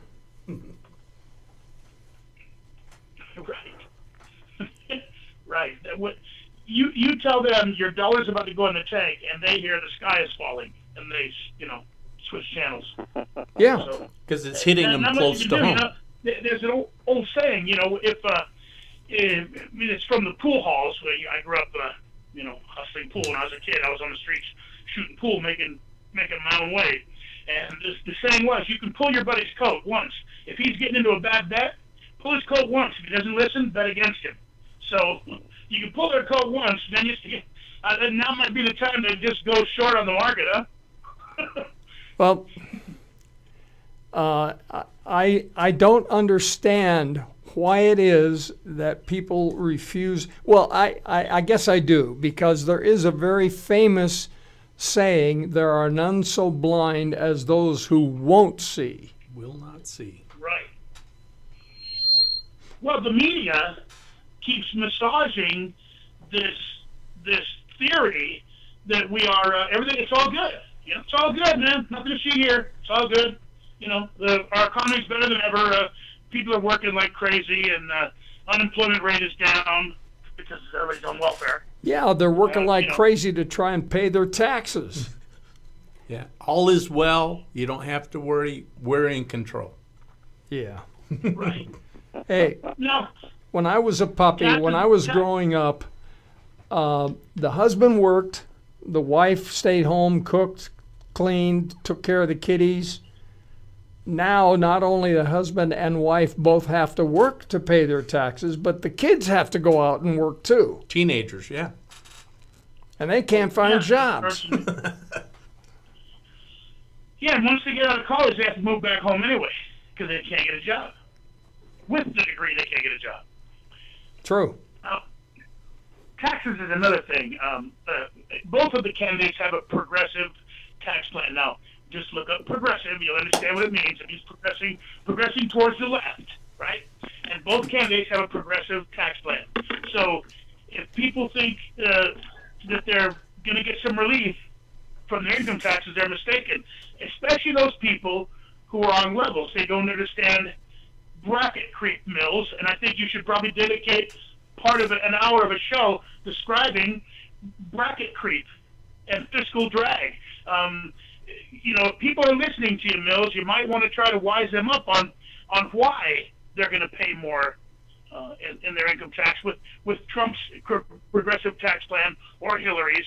Well, Hillary's just going to raise your taxes to death, but Trump's tax plan is still progressive, and fiscal drag and bracket creep are going to be a reality, and people are going to get hit hard, and they just don't get it. And until we get some independents in there, like Greg Jordan and people in the Independent American Party, and I've said it for a long time, and we have a wonderful tax plan that will work, that shifts from income tax towards the sales tax, where everybody will be paying, because and no that's the only tax plan that makes real sense, because nobody can escape. A billionaire who buys a Mercedes is going to pay a tax on a Mercedes, and somebody who buys a Tin Lizzie is going to pay tax on Tin Lizzie. Sales tax is the most regressive. Donald Trump said he's smart for not paying taxes. By the way, when he said that, he's calling you and I dumb, because we pay our full share, right? So he's smart. That makes you and I stupid.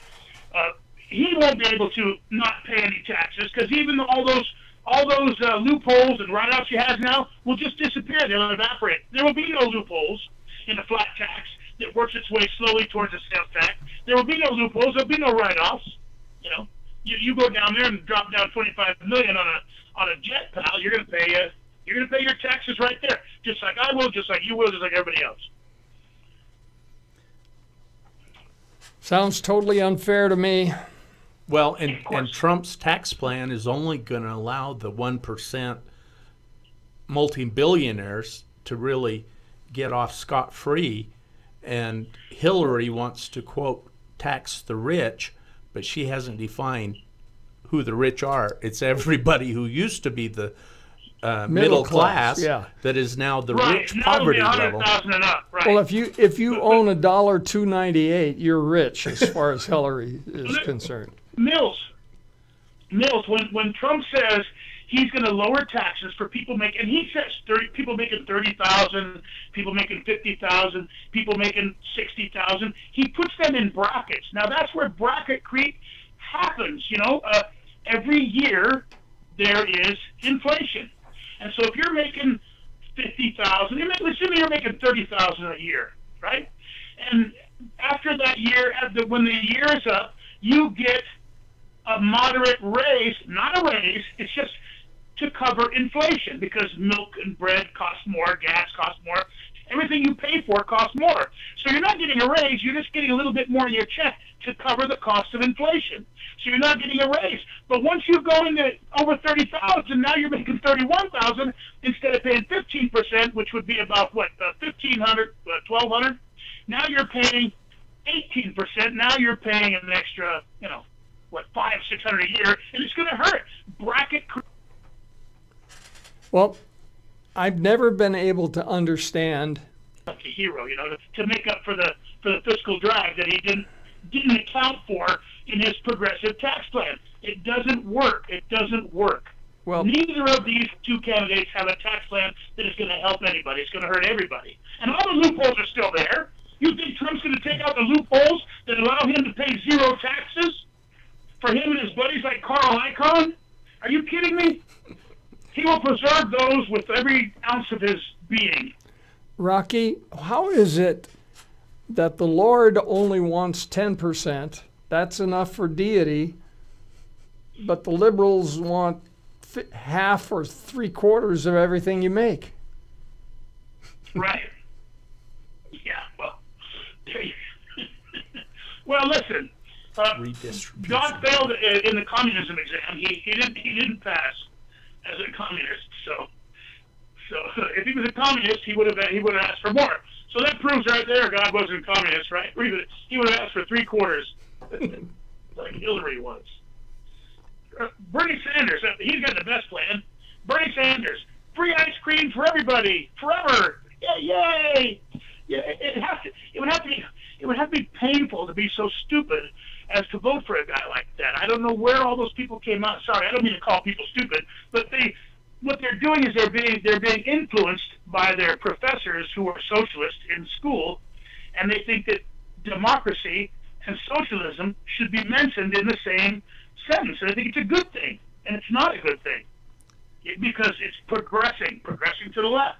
Well, the farther we progress to the left, the Rocky, farther away we get from our Constitution. The Constitution does not guarantee a democracy. Never has. It guarantees us a Republican form of government. A republic. Right. Yeah. And the thing, look, I was, one of my great friends was Cleon Skousen. I have great respect for Cleon Skousen and for the work that he did, but he made one mistake. He created an organization that went about teaching people that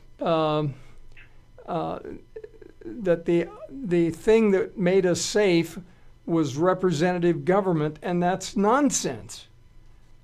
We get royally screwed every year by our representatives. They lie to us, they cheat, yeah. That's a surprise.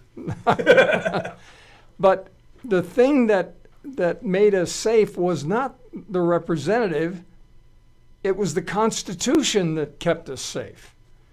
And the constitutional republic is the thing that our children are not learning in school. They do not understand the difference between democracy and what a constitutional republic does. Because a pure democracy, the best definition I've ever heard, is 6 wolves and 2 sheep deciding what it's going to be for dinner. Yeah. That's democracy. Yeah, there you go. And the constitutional republic, each individual has rights that the majority cannot take away from them. And we're losing those rights deliberately. And there's only one way to restore them, Mills. Now, Will Christensen, are you still on the line, sir? Is Will still there? We still see him on. Well, I just want to say, on mute. Sorry about that. All right, that's okay. Hey, Will, I just wanted to. I'm never going to pass up a chance to thank you, sir, not for your faith in me, for giving me your support, but for your vision in the Independent American Party. Will, you are the man. You are the man. Look, when it comes to people who support the Constitution, there's nobody in control of our government right now who does that. When it comes to people who bleed red, white, and blue, and would seriously, I believe with all my heart, take a bullet for the Constitution, you're talking about Will Christensen. This is a guy, this is a man who has dedicated his entire adult life to trying to find a way to nurture our society back to the Constitution. Will, you are the man. And there's one other thing. The only thing I don't care much about Will Christensen, when we're together, I'm in the room, I'm usually but the handsomest guy. Then Will shows up, and then I'm the second best good-looking guy in the room. That's the only thing I don't like about hanging out with Will. If he's so darn good-looking, he just steals all of our thunder, man. But seriously, Will, you're the man. Thank you so much for your vision in the Independent American Party. Thank you for your hard work, and God bless you, Will Christensen. I love you, man. I love you with all my heart, brother. Yeah, I only have one fault to throw Will's way, and that is we've got to make sure that more and more people know about this event that's coming up on the 14th and 15th. We've got to get the word out. Well, I've notified. Now, I did suggest, Mills, maybe you can help. I suggested to our party officers, Will Christensen and a few of the other gentlemen who I assume to be in the highest part of our party, the upper echelon, that we contact both the National Rifle Association and the Gun Owners of America. Now, they're both located in Virginia. I know they won't give us their mailing list, but we might be able to get them involved at some level where they will send our flyer out on their mailing list. Yes. And if there's a charge for that somewhere down the line, I'll promise to pay them when I get in office. But I think we need to at least try to get it out to those people who try to get this. Mills, maybe you know some of those guys. Maybe you've had them on your show. Maybe you can talk to some of those folks and get them to send our flyer out. or our video. We need absolutely everybody talking to everybody they know and get everybody excited about these two events, the 14th and 15th of October. It's only 2 weeks away, for heck's sake. It is. And I've notified the TV and print media and a couple of the radio stations in the Salt Lake Valley, and I have yet to see anything in print or on the air about it. Not a thing. But we invited them to cover this, and we added a press release to all of those emails that I sent. And I'll tell you, it seems like, I'm not a conspiracy theorist or originator, but it seems like the major market media has just said, well, you're a third party, you're not worth our consideration. Yeah. Well, I am a conspiracy theorist, and I will tell you point blank, you're right. They don't want this information out. I think it goes deeper than that. I don't think it's because we're a third party. I think it's because we are gun-carrying Christians. I think it's because it's a Bible and gun rally that think that that's what they really don't want to see. Listen, Mills, imagine how this is going to go. A year from now, we'll be talking about this again. This is going to be our first effort. This rally at Salt Lake City, I don't know what the turnout is going to be. There may be a paucity of gun-carrying Christians at that rally, but somebody's going to hear us. And then there's going to be another rally in another state. We're going to make history on the state capitol steps October 14th at 4 p.m. at Salt Lake City. And we've got to get all the Christians involved in this. Yes. Amen. Yes. We have to get this has to spread to every state. Every state that has an open carry could have one in their own time. California would have to really organize one where it would take a little longer because it's California. You're not allowed to carry an open a weapon in California. You're allowed to have it concealed. Now, I'm pretty sure that if you have a gun permit in California, you could carry an empty weapon, with no bullets on you. I think that on your hip. I think that would serve the same purpose. I think so. We need to get the word out. This has to be the first Bible and gun rally of 2016, but it cannot be the last. It has to be the first. Well, one of the things that made me realize that Gary Herbert was not the governor that we thought he was when I learned that he wanted to he demanded a permit for a BB gun, for the heck's sake. Well, you need to get rid of that guy. I've never heard of him until just now. You need to get rid of him. Yeah, I said it. Give him my address. I don't care what he thinks about it. The guy who says that's just an idiot.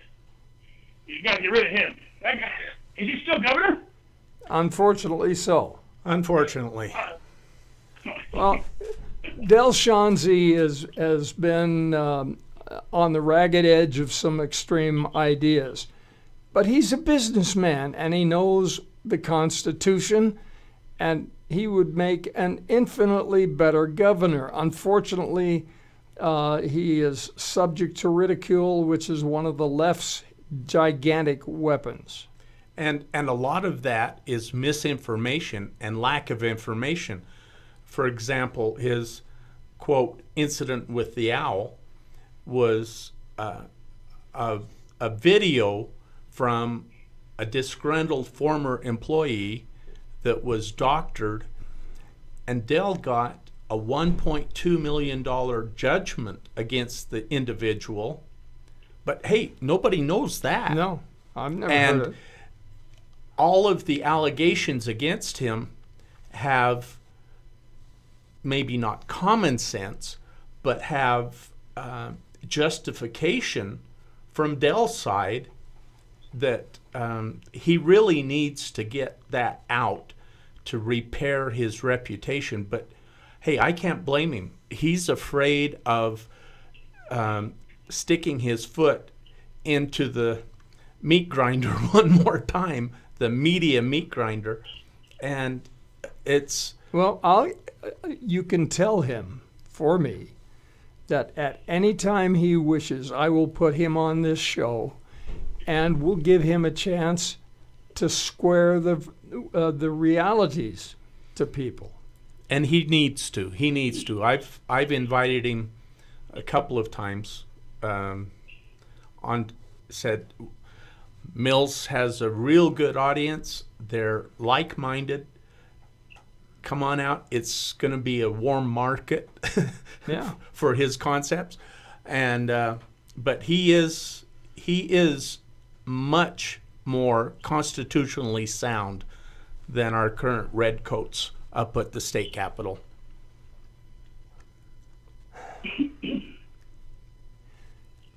Greg? Anybody who's listening on their phone, this is your opportunity to talk to a candidate for the presidency of the United States and for the lieutenant governor's slot here in the state of Utah.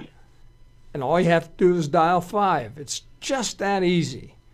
Now, if you're listening on your computer, we are grateful for that. However, in order to talk on the air, you've got to pick up a phone and dial 701-801-0829. 701-801-0829. Then when you hear the show on your phone, dial 5, and you'll appear on the computer, and we'll give you a chance to. And you'll also be on the line with Will Christensen, who happens to be the chair of the Independent American Party. Now, look, I've been a lifelong Republican. I was raised by my grandparents who were lifelong Democrats. They thought FDR was the greatest thing on wheels. So I learned to be, number one, open-minded as a youth, but also I learned how to defend my positions. And I will tell you, there is no question that this time out of the box, the independent-minded voter will decide who our next president will be. There are more independents right now than there are Republicans or Democrats. So this is your opportunity to ask questions and to be part of this conversation. That's what talk radio is all about, and that's what Talk Radio 1 was created for. We want you to have the opportunity to talk with the candidates and ask them questions directly. And I am kind of a busybody, and I have a tendency to ask some pointed questions, but I'm not going to think of some of the things that you will think of, and that's why we want you to call in and ask questions. Now, for example, Rocky, if you are elected president, what will you do about the United Nations? Oh, they got to find a new address. I'm so fed up with the coddling that those communists, well, I have a word for them, guys get from our present administration and past administrations. It's just ridiculous. How dare the United Nations think that they have any right or any leverage by any means to have any say in how we run our country. It's none of their business. They're lucky we let them walk through the gates at the airport and come in, and then they get here and they want to tell us how we're supposed to run our country because we're supposed to keep up with all the other countries. Get on the metric system, learn to speak Spanish, teach your kids some Mandarin Chinese. I'm not the guy. I'm not going to. It's not going to be a love fest between myself and the United Nations. I have, two words to say to them. Being like, get out. Unless they can convince me otherwise that there's a good reason to keep them here, I say we evict them, pull their visas, and tell them I'll just go home or go somewhere else. Okay, one of the things that Barack Obama has been saying is that we've got to cull the military, and he has put us in a position where currently our military right now is weaker than it was before the Second World War. That's, in my mind, insanity.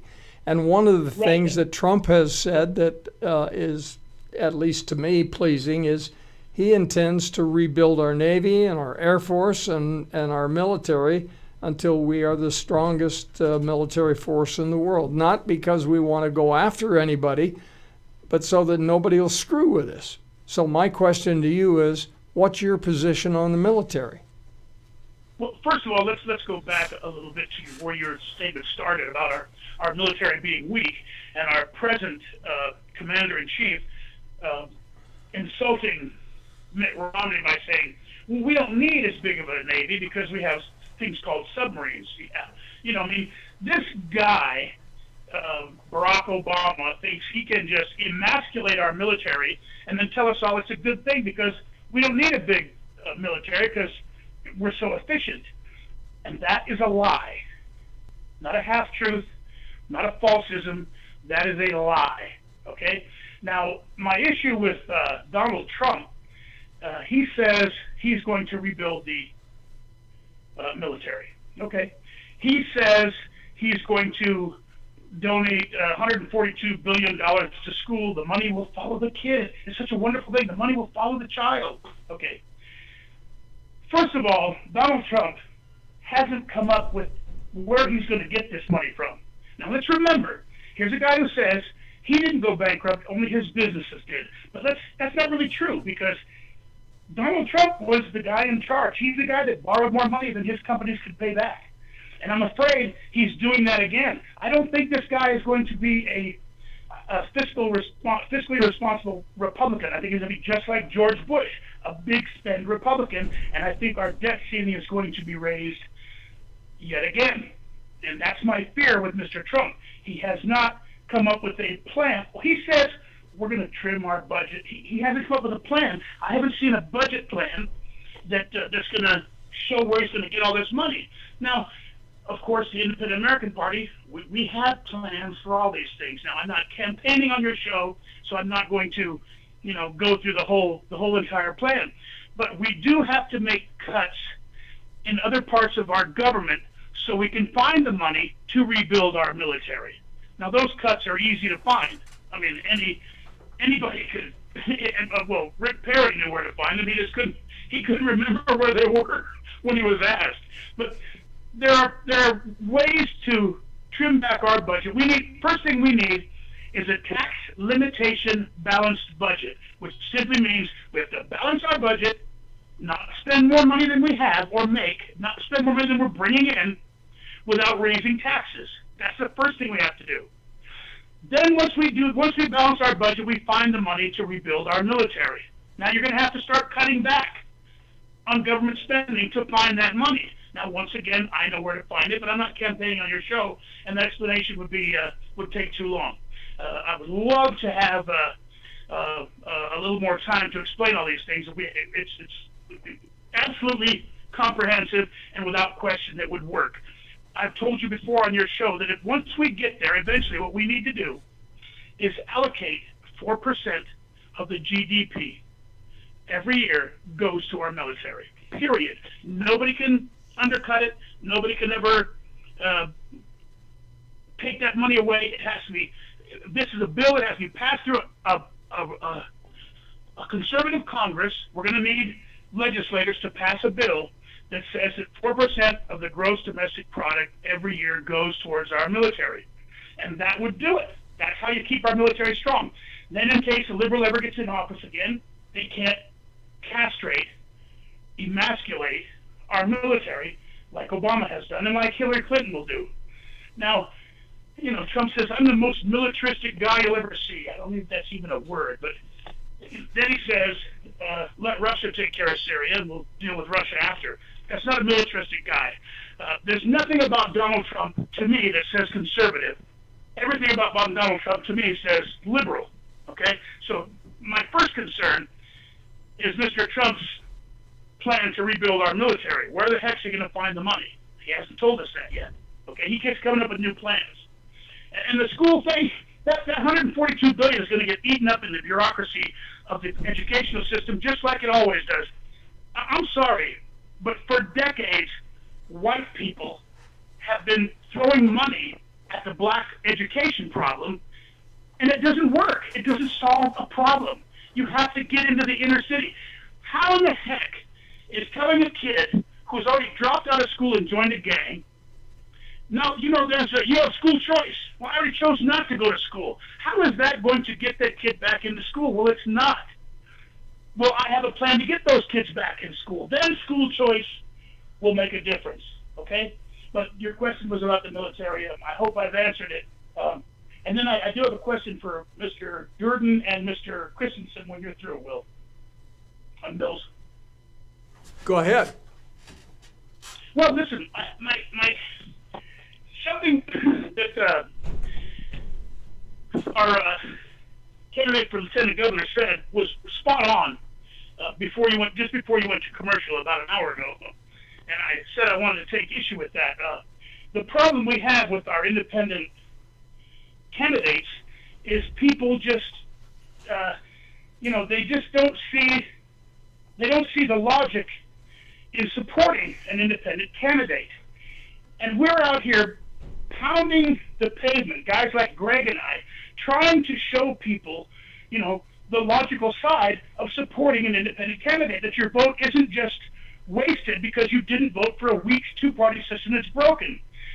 Now, what I want to, at some point, Will Christensen, who, you are the man in our party, but I have been elected by you and our party to be the 2016 and supposedly 2020 presidential candidate. So at some point, I have to start taking a bigger leadership role in this party.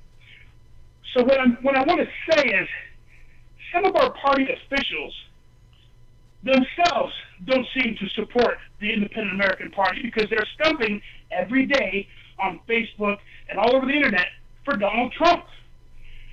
And so how am I supposed to go out? How are guys like Greg and I supposed to wear holes in our shoes, pounding on doors, trying to make people understand that it's okay to vote for an independent if the officers in our own party won't support us? Now, I'm not going to mention any names, but I think you need to just make a phone call to everybody who's an officer in our party who uses social media and ask them, how many posts a day do you make to support Donald Trump? And how in the heck is that supposed to be helping the Independent American Party? I'm sorry, but it's the truth. And at some point, if I'm going to be the man carrying the brand of the IAP, then at some point I'm going to have to step up and call some of our party officers on the mistakes that they're making. I don't appreciate it. I don't appreciate seeing it on Facebook and social media every day from some of the smartest men in our party, some of the leaders, some of the officers who are, proposed to be in line to take over. And I'm sure Greg Dworden doesn't appreciate it either, seeing our party members stump for Donald Trump.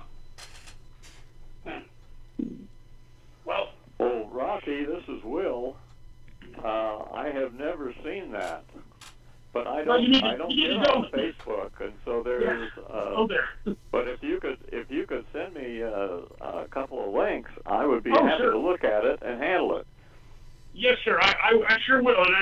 And the only reason I brought it out today on Crenshaw's show is because, if they're going to make it that public, then I think public is what it needs to be. Well, look. I probably could have sent you those links quietly, and you could have did a little beat the dog session with these gentlemen on your own, but I want them to know that I'm upset about it. Okay. As one of the new leaders of this party, I want to take issue with it, and I want to take issue with it today. Let me make a suggestion. Greg would like to take issue with it too. Let me make a suggestion. I recommend that every party leader get on a bandwagon that says basically the independent voter this time out of the box is going to decide who our next executives are going to be, period. We're going to register as a Republican. Well, now, wait a second.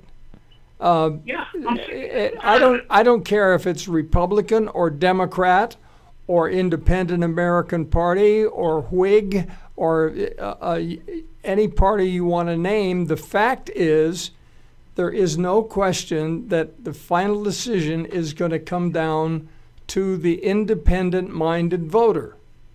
Voters who haven't voted in the past, voters who are undecided, voters who are still weighing for whom they vote. But the one thing that is absolutely essential in my personal point of view, and I'm not speaking for anyone else, not for Rocky, not for the Independent American Party, but Mills Crenshaw radio talk show host, as far as I am concerned, there is only one person in this campaign who is evil, who will harm the United States. And that's Hillary Rotten Clinton. That's my personal opinion. And I want to see Rocky be president. If Rocky can break through the glass ceiling, the real glass ceiling, has nothing to do with sex. It has to do with preconceived notions. But if Rocky can break through that ceiling and become a candidate, a real candidate, I would love to see Rocky as the next president. And if he can't, I want to see him stop Hillary. And Rocky, this is Greg. I want you to know, Rocky, I want you to know I have a Facebook page and a website that I post on a lot. I posted all 15 principles of the IAP on my Facebook page, and my wife and I battle over who gets on Facebook, who gets the computer for Facebook anyway. But we have several, and you can look up my Facebook page and join in. I've had several today, actually. Some trolling going on. But anyway, and my website is www.gregorycduerden, DUERDEN.us. And look it up and see what's on there. I've got my education plan. I've got plans about campaign finance caps, lots of good stuff, and how we are going to take care of cutting taxes in half for all citizens of Utah. And I'm sure Rocky wouldn't mind closing the doors of the IRS, among other projects that he has. But there's a lot that the IAP has, and this is a terrific home for any unaffiliated or independent-minded voters out there. Come join the IAP and help change this this political picture. So that's all I have to say. There would be no more need for the IRS. Within 3 years, the IRS would be gone. Once we moved our taxes over to a sales tax. Yeah, and that is the most logical thing in the world, because nobody can get away then without paying their share. And this nonsense about the rich not paying their fair share. My gosh, right now, the rich in this country pay 90% of the taxes. What is a fair share? I don't think that's fair. Do you? Well, I don't know. I know you can adjust the taxes as to how much you make, and if the rich have more, I'm of the philosophy that you need to pay for all of the benefits you get, but I'm not sure that those making less than the poverty rate need to pay anything, because they're just struggling to survive mostly. Of course not. Of course not. And what do we do about that, Greg? You know the plan. They get a prebate, right? They do. They get a prebate. They get a check. Look, once we shift over from an income tax to a sales tax, the people under the poverty line would get a prebate of it's only a couple $100, because that's all they're going to spend. everybody has to file an income tax return, so we know how much you make, right? Once you file your income tax return, we know how much you make. You're below the poverty line. You're going to get a couple $100 that you're supposed to save, not go out and buy tennis shoes with it, to offset your sales tax over the year. And that's a feasible idea, and it's a real idea, and it's a very good idea, But the beauty of the sales tax is that drug dealers, illegal aliens, everybody has to pay their taxes, and every time and there's no way to avoid it. There's no way to avoid paying. That's right.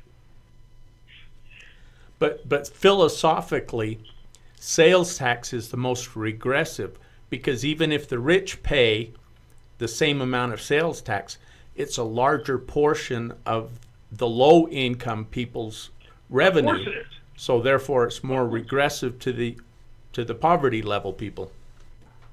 Yeah, they're still going to buy those mansions. They're still going to buy those nice cars and those airplanes and boats and stuff and all that luxury living. Now, another thing, besides not being it's an unavoidable tax. Nobody can get around paying the sales tax.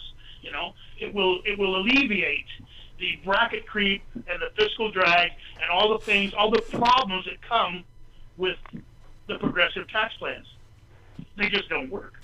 Well, and the idea of a death tax, for example, becomes useless. Of what value is the death tax? Because if the family's wealth is passed down to the progeny, when they spend something, they're going to pay their tax.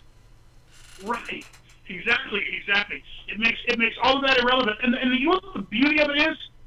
The next time a liberal gets in office and tries to raise your taxes, and you're one of those people you consider a poor person, and you see it on your sales tax receipt, now you're paying 15%, now you're paying 18%, now you're paying 20%. Guess what? Even the people who vote Democrat today, once they see those taxes go up on their sales receipt, they're not going to go for it anymore. Yeah. There will never be another liberal voted into office on "I'm going to raise your taxes." It'll never happen again. Well, this is Will. My understanding of the fair tax is that food and medicine are exempt. Yes. So that's a good help for the lower income. Mm-hmm. Yeah, and it doesn't mean a fig to the very wealthy, because they can only eat so many hamburgers or steaks. Right, exactly. Yeah. And really, the concept of taxes is anathema to the constitutional philosophy, which was the states have the money generating capacity within their states, and they give a portion of every state gives a portion to the central government, and that's what funds government. But that wasn't enough for some people. They came up with the taxes instead. So, well, liberals are smarter than deity, they think. Just ask them; they'll tell you. They'll tell you. Yeah, and the Lord manages to get by with a flat 10%. Seems to work very well for him. Yeah, he does a lot more than government does. But anyway. Well, the big glaring error here that I see is a lack of information. And I am grateful to all of you gentlemen joining us, because you have been sharing with the audience today some cold, hard realities. And the liberals are certainly entitled to their opinion, but they're not entitled to their own facts. And they seem to think that they are, and they try to make up these facts. I'm kind of old-fashioned, and when I was growing up, they used to call those things lies. That's politically incorrect now. You can't say that. Can't say that, yeah. Well, unfortunately, I'm from the old school, and I have this tendency to call a spade a dirty, rotten shovel. And I think it's time that we dealt with cold, hard facts. And that's one of the things that I've enjoyed about Rocky and about you, sir. The fact that you talk in terms of reality and cold, hard facts. And we've got to have more of that. I would really appreciate it. Mills, it would be great. I know there's some people out there who have been watching the debates, and they know that the hard questions haven't been thrown at the candidates. They really haven't. And we, guys like Greg and I on a state level, if there's somebody from Utah that has a question about what he would do as lieutenant governor, what him and his running mate would do about your property taxes, ask them. Somebody called me up and asked me, what is the most hardball question you can think of? Please, somebody hit me with a tough question, because they just don't do it. The candidates don't get it. Now, I got one for you, Mills. Am I the only guy who sees it? People ask about Clinton's emails. Why hasn't she gone to jail? Why hasn't she been prosecuted? And everybody says, oh, because she's all powerful, because the FBI is just corrupt. I mean, doesn't anybody really see the real reason why she hasn't been prosecuted for her email scandal? Am I the only one who sees it? It's really a very simple answer, isn't it? As Secretary of State, while using an illegal server on her BlackBerry, which was illegal, doesn't it stand to reason that there was one person in the whole country, in the whole world, that she was obligated to communicate with? Her boss, right? So if she ever sent any emails to Barack Hussein Obama on that illegal BlackBerry, the minute that he answered her back, wasn't he committing the same felony? Of course. Federal crime? Well, then she can't be prosecuted without taking him down. And that's why she hasn't been prosecuted. Because Barack Obama was communicating with her daily on her illegal server. And that's why nothing's ever going to happen. Because it's his FBI that's investigating her. Well, and then there's the notorious meeting on the plane. Yeah. Well, anyway, so look, it would be great. It'd be great if some of the callers would call in and ask those questions that they just don't feel they're getting answers to. The real questions, the hard questions, the one that separate us real people from the fantasy people who just give lip service to I'll solve your problems. And then pretty soon it's, well, I can't get to it in my first term, but I'll probably solve it in my second term, the lip service guys. I wish someone would call in with some of those harder questions. It would be great. We have another caller in the 801 area, prefix 298. Caller, your first name, please. Steve Mills. Good, Steve. Welcome. Yeah, I've been listening to you gentlemen talk about taxes. Yeah, and I think I mentioned this, but I think it was on a day when Rocky was really emotional. But I like the idea of nothing else but a sales tax. The problem I think and I think it's a great idea because I've been told that you're going to have more money than you know what to do with. But the problem that's going to come in is when I was told that back in the early 80s, there had to be no exceptions on it.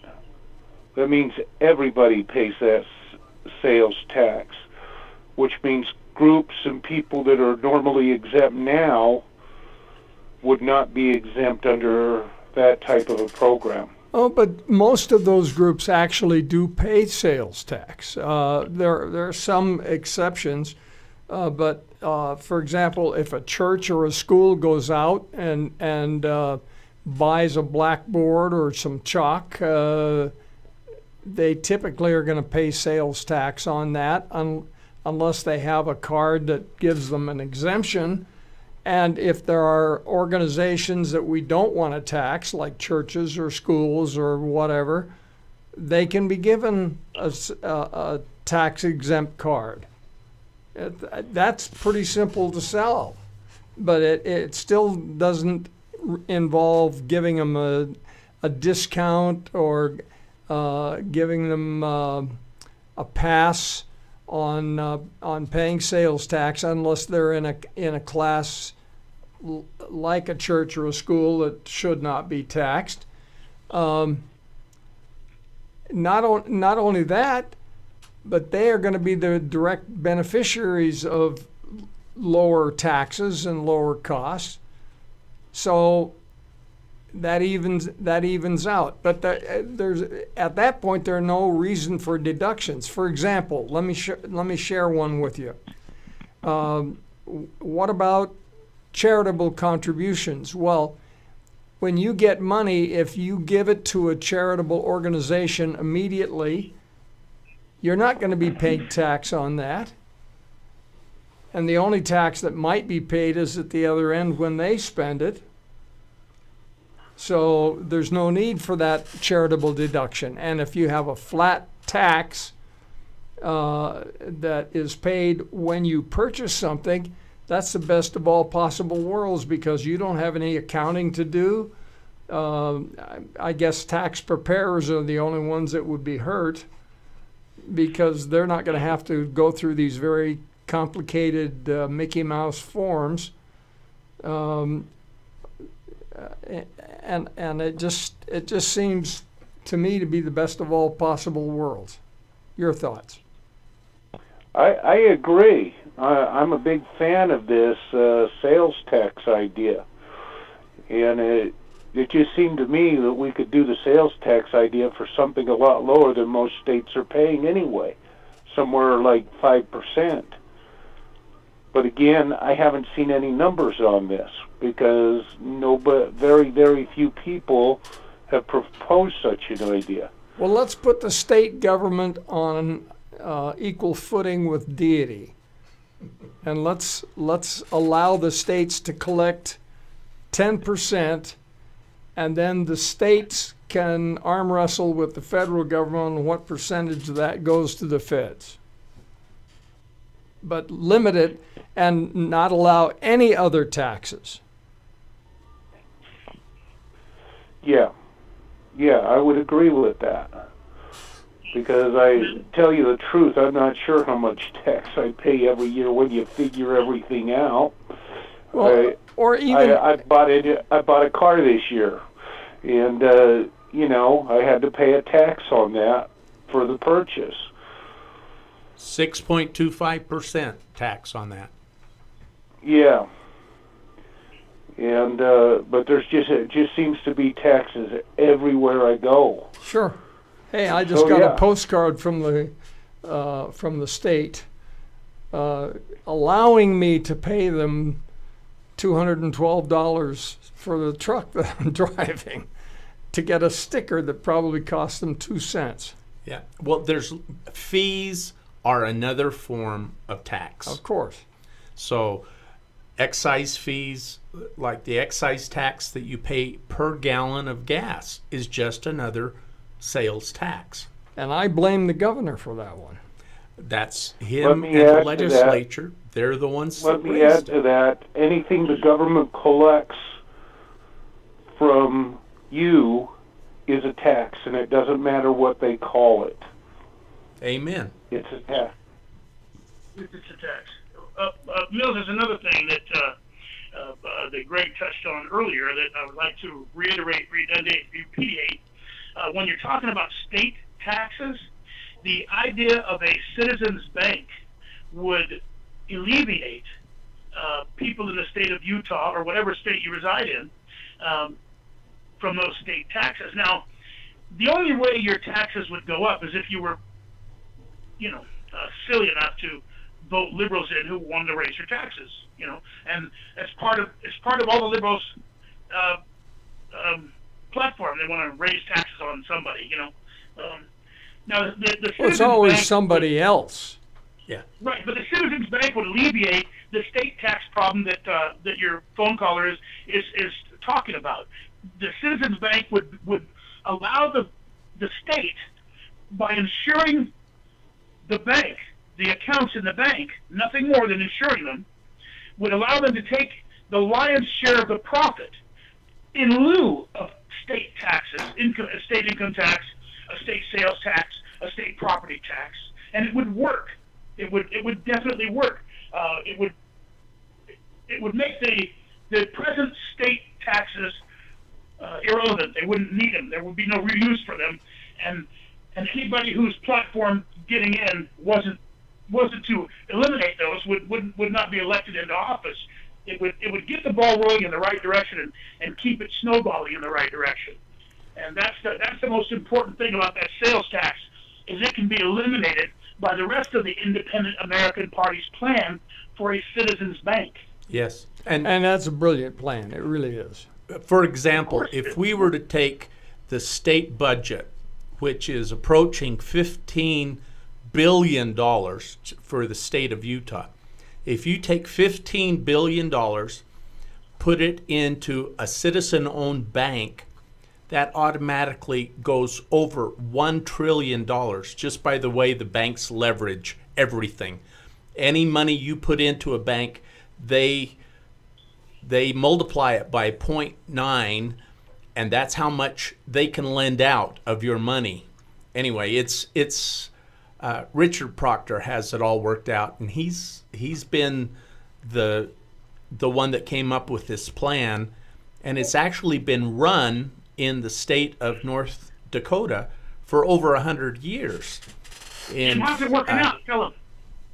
It's a citizens bank in North Dakota, and as I understand it, it was the reason that they were able to fund the exploration of oil up there for what was it, 2-3 years ago? They just had all of this exploration going on and drilling that was state funded, and they did that in order to get some severance tax revenue from the feds into the state too. But it was a wash for them. The state funded it, they made money on it, and Utah could do the exact same thing. Only if you put that into a citizens bank for 2 years, $15 billion then becomes $2 trillion. And within the space of 4 years, you could do away with all taxes, property tax, sales tax, income tax in the state of Utah. And the trickle-down effect in that state that has a citizens bank has been that unemployment is lower than in any state in the union. Be careful, you keep talking about trickle down and Hillary will have you assassinated. Yeah, and by the way, Donald Trump said trickle down doesn't work. His words, not mine. Donald Trump said trickle down economics don't work.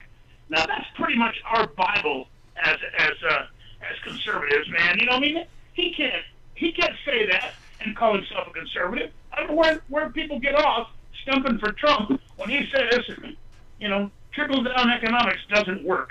That's why he has a progressive tax plan. Until we get some independence in there and get some of these fresh ideas out there, and look at the models.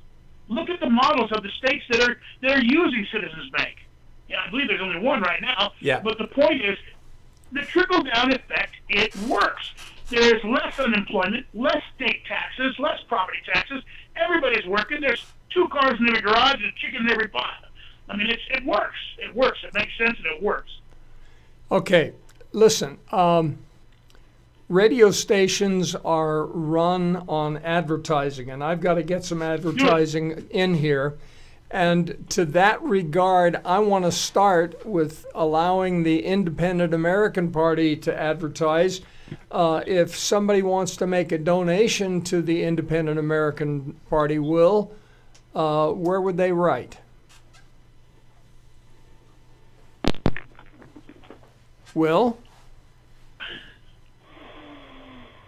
Can you? Will's a handsome guy, but he doesn't hang around too long. He's like a phantom. Okay. Greg could probably answer that. He has lots to do. Greg, can you give an address where people could donate? Well, I could direct it to Will. If you send it to 433 West, 165 South in Orem, Utah, OREM.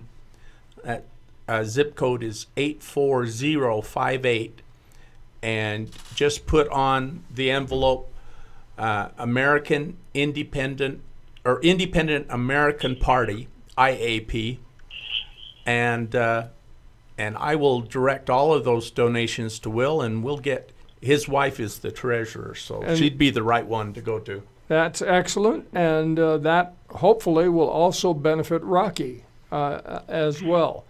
We'll be right back. Well, Omni-Hypnosis Rocky Training has a website. Center has long been Rocky known has a as the leader in hypnosis certification training. They offer the most complete and organized course in hypnosis available anywhere. And this extensive course includes lecture, demonstration, experimentation, audio-visual aids, hands-on practice, plus extensive question and answer sessions. And this extensive training session is from September 29th through October 5th at Energy Development at 215 South Mountainland Drive, Orem, Utah. Now, for a limited time, you can achieve certification and save $100 in the process.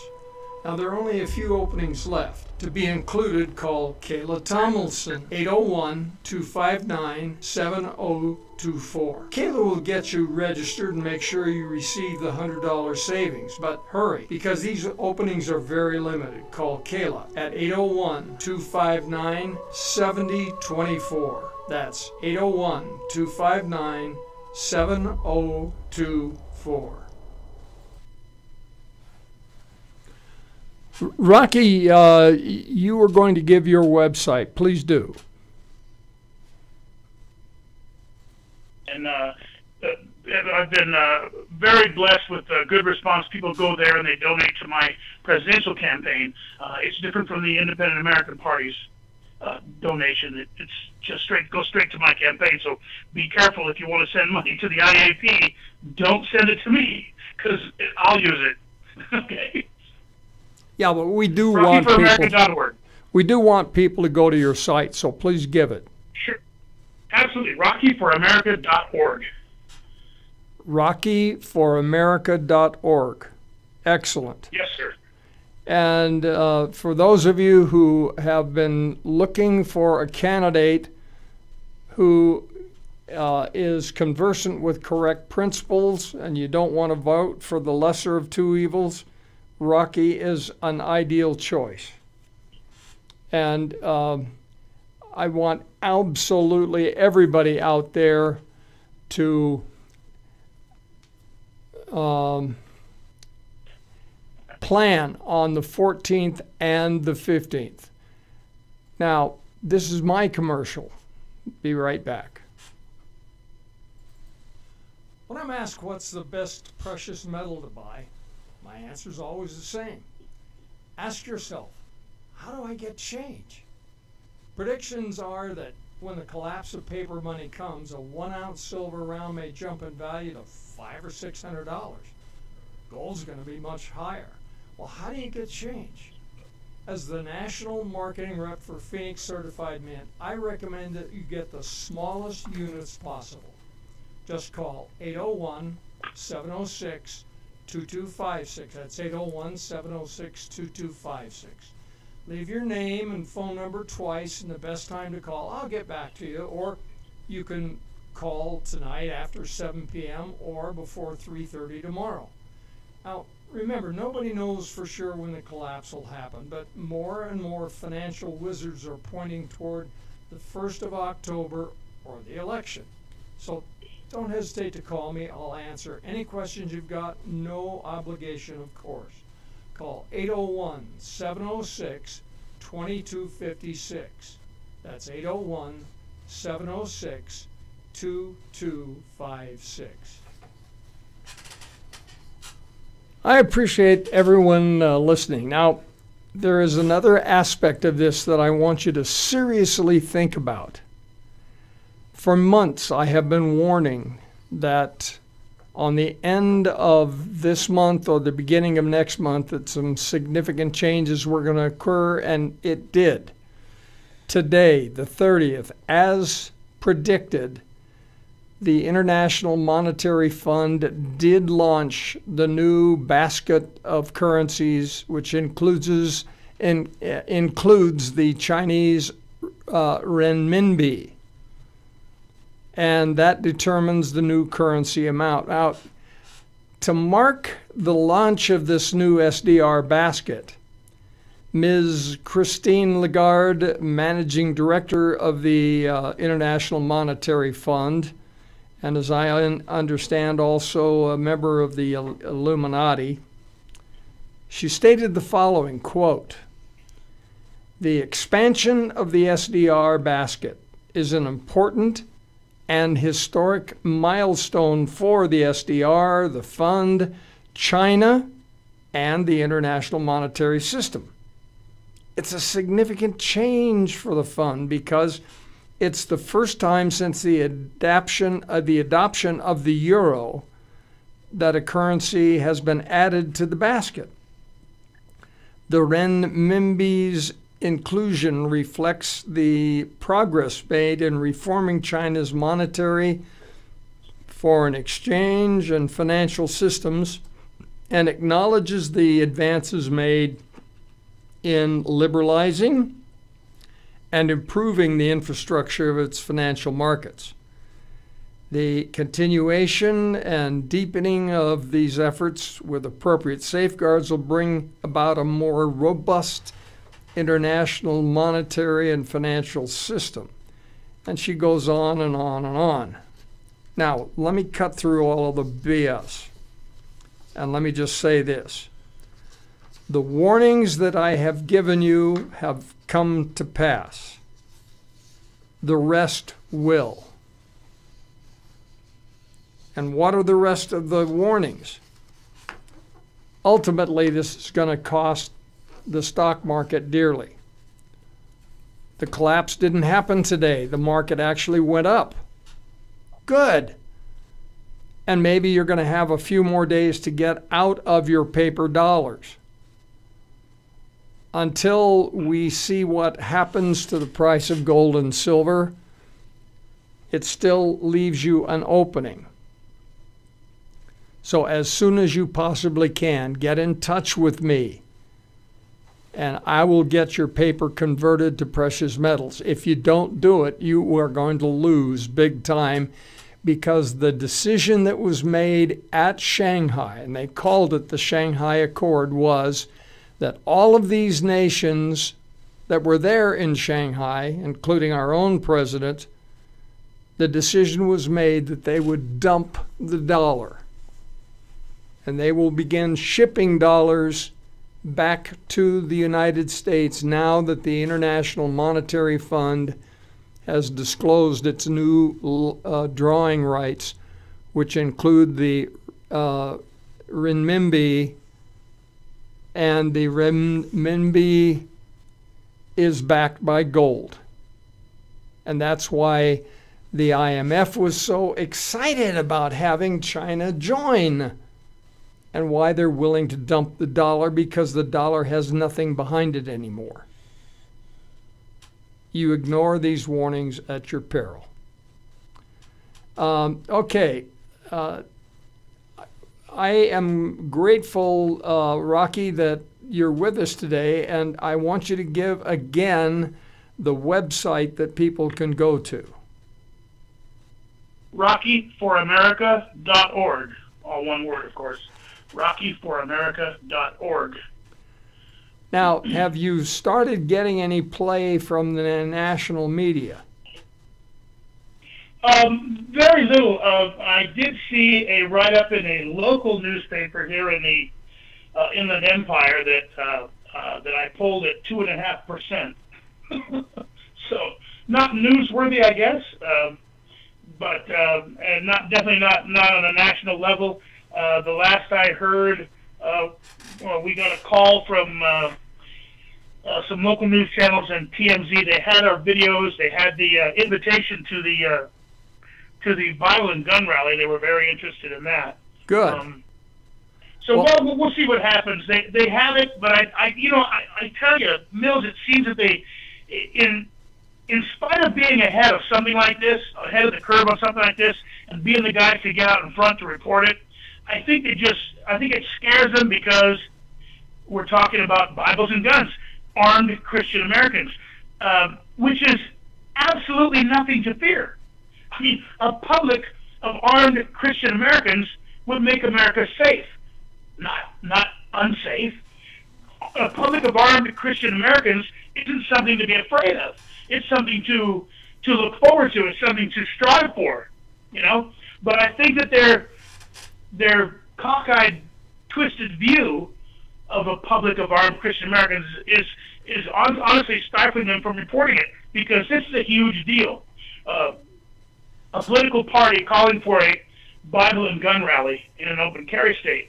This is news. This is very newsworthy. Why isn't anyone picking it up? We've gotten the video and the flyer out to the news stations. I don't know why they don't pick it up. Just like Greg said, he thinks there's something deeper going on in the state of Utah, and I believe that to be the same here in California. All we can do is continue to try. I talk about this almost every day, but we've got to get more and more people tuning in, more and more people calling. And Steve, I'm grateful that you did. Do you have any additional comments you want to make? I had one, but I've been waiting so long to get a chance to talk again, I forgot what it was. Well, my fault, and I apologize for that, but surely you can remember. Yeah, I can't remember. Well, Steve, we were talking about taxes. We were talking about taxes. Up on this accord you were talking about, so again, like you know me, I like to verify things, so that's what I'm doing. I looked up the arch, Mills. I looked up the arch in New York City, and guess what? It's right here. There's a photo of it on a website here, End Times Headlines. Harbinger of Ball is now appeared in New York. There is a arch. It appears to be a small arch. I can't say. I guess it's a replica of the one that was showcased in London a while back. So it's a replica. It looks to be smaller, but it is right there. I mean, it's right there. People are walking through it. Well, wow.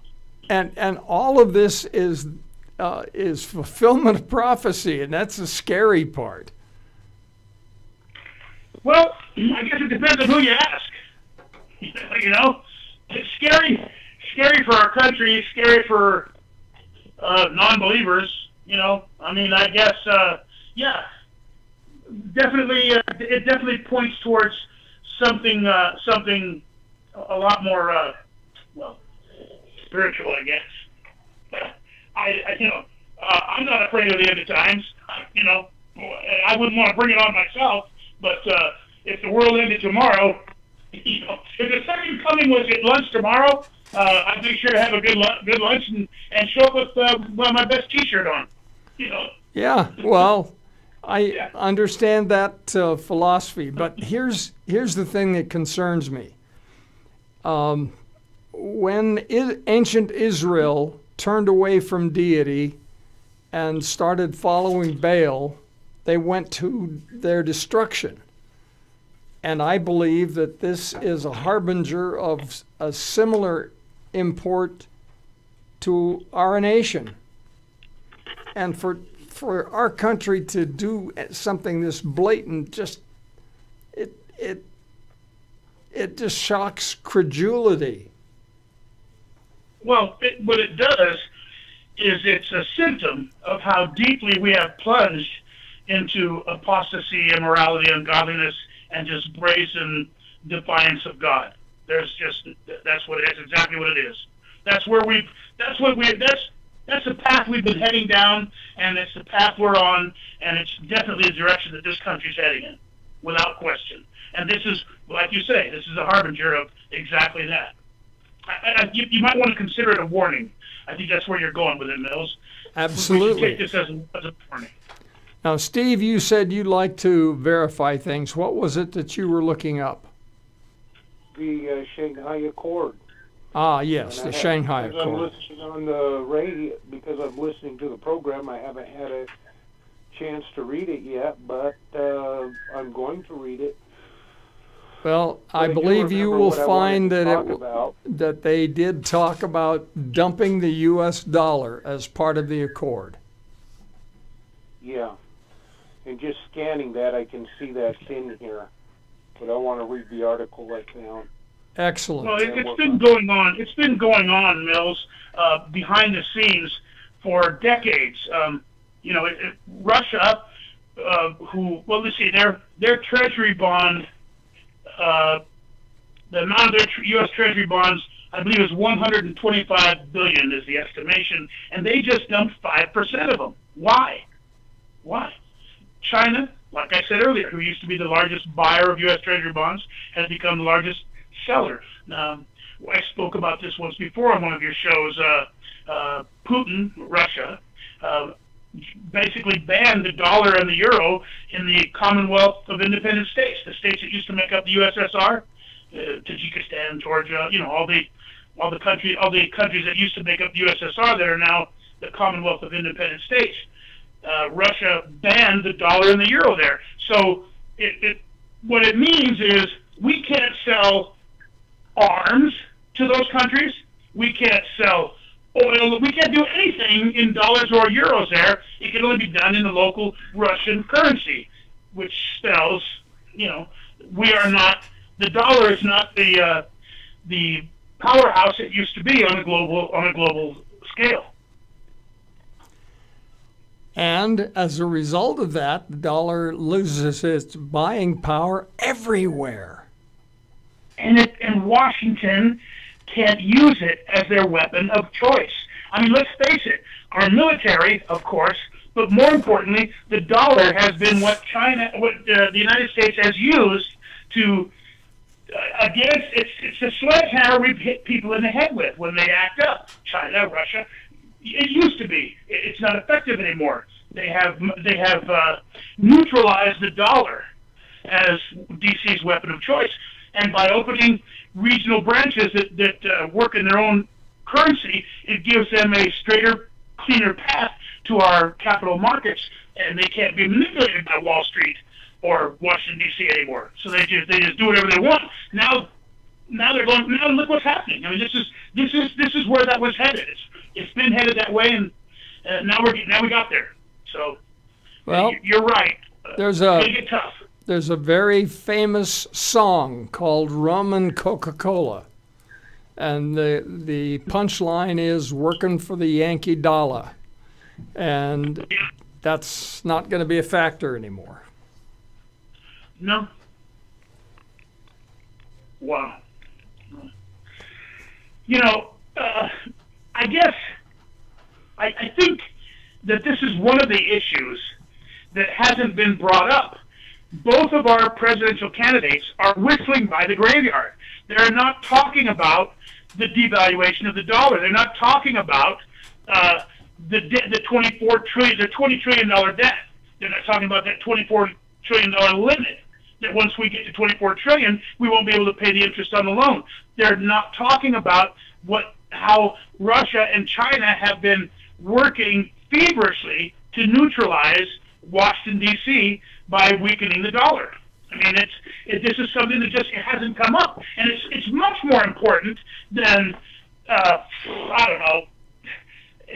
Trump's hairdo or his makeup or Hillary's emails. I mean, this is the stuff that hasn't been talked about, and these are the real issues that threaten our country as a society. These are the ones that are going to dictate where we go as a nation into the future. This election cycle, this 2016 election cycle, has more riding on it than any election before. And who have we got? Out of 320 million people, look at the two idiots that we were left to choose between. Are you kidding me? Are you kidding me? Our two-party system is so broken, Mills, that all we have left to do is decide the lesser of two evils. We can't let it happen anymore. We can't let it go on. We can't keep voting Republican just because it's party. We have to vote conservative. And I do not subscribe to this myth that my vote is wasted if I don't vote for one of the two parties. That's not true. Well, I've got an idea. Voting for Trump is not a vote for Hillary. It's not. It's a vote for freedom. It's a vote for liberty. It's a vote in the right direction. And until enough people stand up and have the stones to drop that lever for an independent or write in an independent's name, we are never going to get change. Ever. We have another caller in the 310 area, prefix 749. Caller, your name. I had a question really quick. What happens when we get to the $24 trillion limit? And I'll just leave you guys with that. We will not be able to afford to pay the interest on the loan. We will be bankrupt. We will be broke. Our country will be broke. People don't understand it. Neither of our two presidential candidates are talking about it. There is a limit to how much we can afford. You know, the problem with spending other people's money is pretty soon, sooner or later you're going to run out. Look, $24 trillion, by the time Barack Obama leaves office next year, we will be $20 trillion in debt. Once we get to 24, we will not be able to afford the interest on the loan. We will be bankrupt. Our country will be broke. And that is what Hillary Clinton and her ilk, Barack Obama, and the rest of Saul Alinsky's little minions want to do. They have to break the bank. Once they break the bank, we will be poor. We will be controllable. And they just have to find a way to get our guns. They control our health care. They control everything. And that's the goal. Once we're broke, we will rely on the government tit for everything we have. And the sad thing is that all of these things have been forecast, and they've all happened. And it's as though, it's almost like people are whistling past the graveyard. They don't want to see the facts.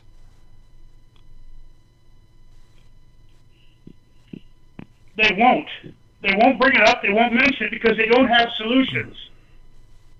Get it? There's nothing. They can't do anything about it. You know, they don't know what to do about it. Neither of them. Hillary wants to raise the debt ceiling, and whether Trump realizes it or not, with all of the spending he's talking about, he's going to have to raise the debt ceiling. We can't handle 4 more years of raising the debt ceiling. If we do, we will be right there when either one of them gets out of office in 4 years. A second term for either would be like a bullet to the brain. It'll be over.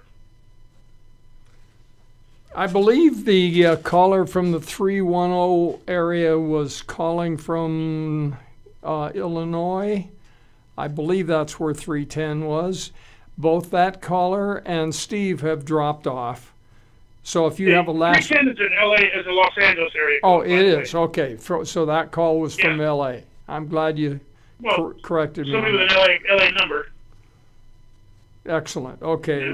Well, I'm glad to learn that. Rocky, we've got 7 minutes left in the show. I would like the audience to hear from you what your plans would be if you were fortunate enough to be elected president. Well, look, the first thing you have to do is balance the budget. There are cuts that need to be made. I don't have, in 7 minutes, I can't get into them, but of course, the commerce, education, and we know the cuts that have to be made, right? And they have to be made quickly. We cannot raise taxes to balance our budget.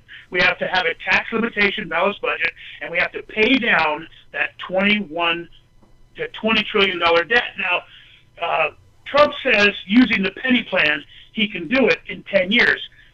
Well, I suppose that the studies say that the penny plan will work in 10 years if he doesn't spend more money than he has coming in. But by everything he said, he's going to be raising the debt ceiling too. He's not going to. he's not going to balance the budget. Okay, so he won't be able to pay down the debt. I could pay down that debt, Mills, in 5 years. Now, I know that sounds fantastic, but trust me, the math is there. I'm not campaigning in 7 minutes. So I don't have time to do it. Well, you're talking about the state banking system, at least in part, I believe. Well, look, actually, that has nothing to do with it. The state banking system will alleviate the tax strain, the property taxes, the necessity for all of that.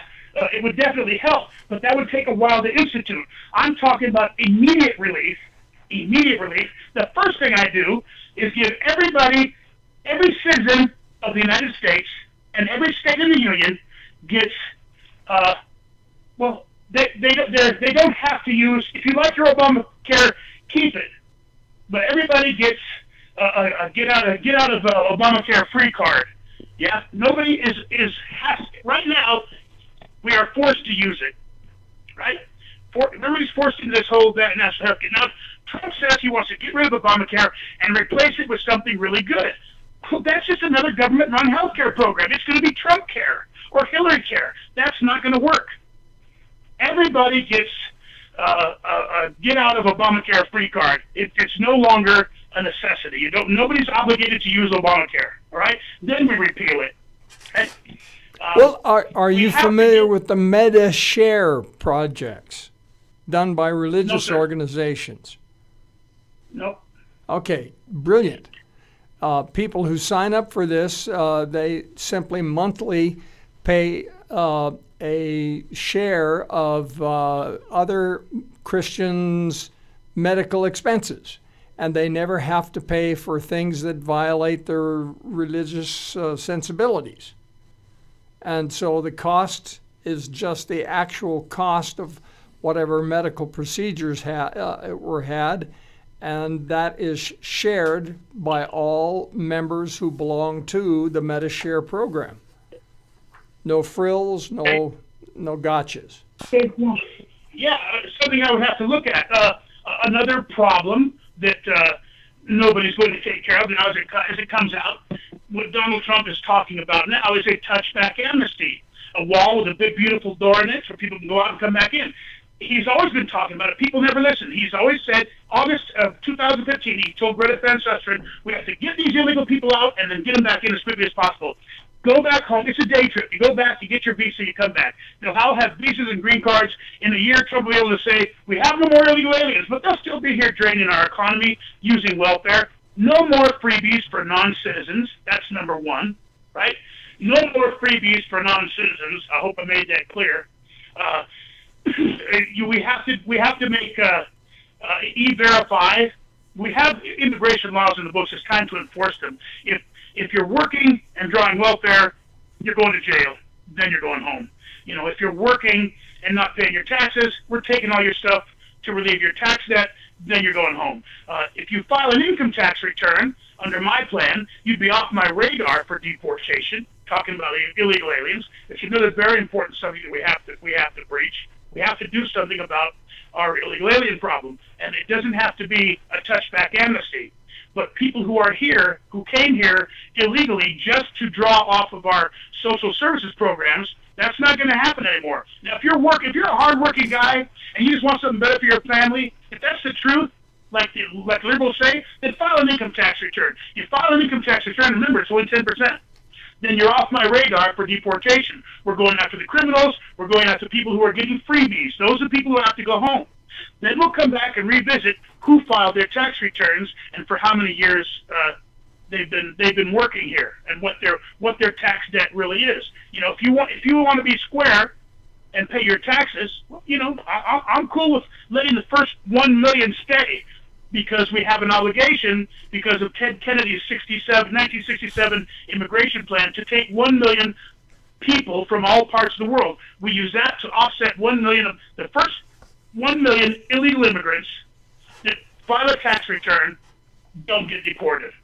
I appreciate your sharing that. We're coming to the end of the hour. I want to thank Greg Durden, Will Christensen, of course, you, Rocky, for joining us today on Drive Time Live, the Mills Crenshaw Show. I hope you will come back again very soon. And for those of you who want to get rid of paper and get into precious metals, call me. My number is 801-706-2256. Again, 801-706-2256. Rocky, a great pleasure, and good luck to you, sir. My pleasure, Bill. Thank you. You're the man, buddy.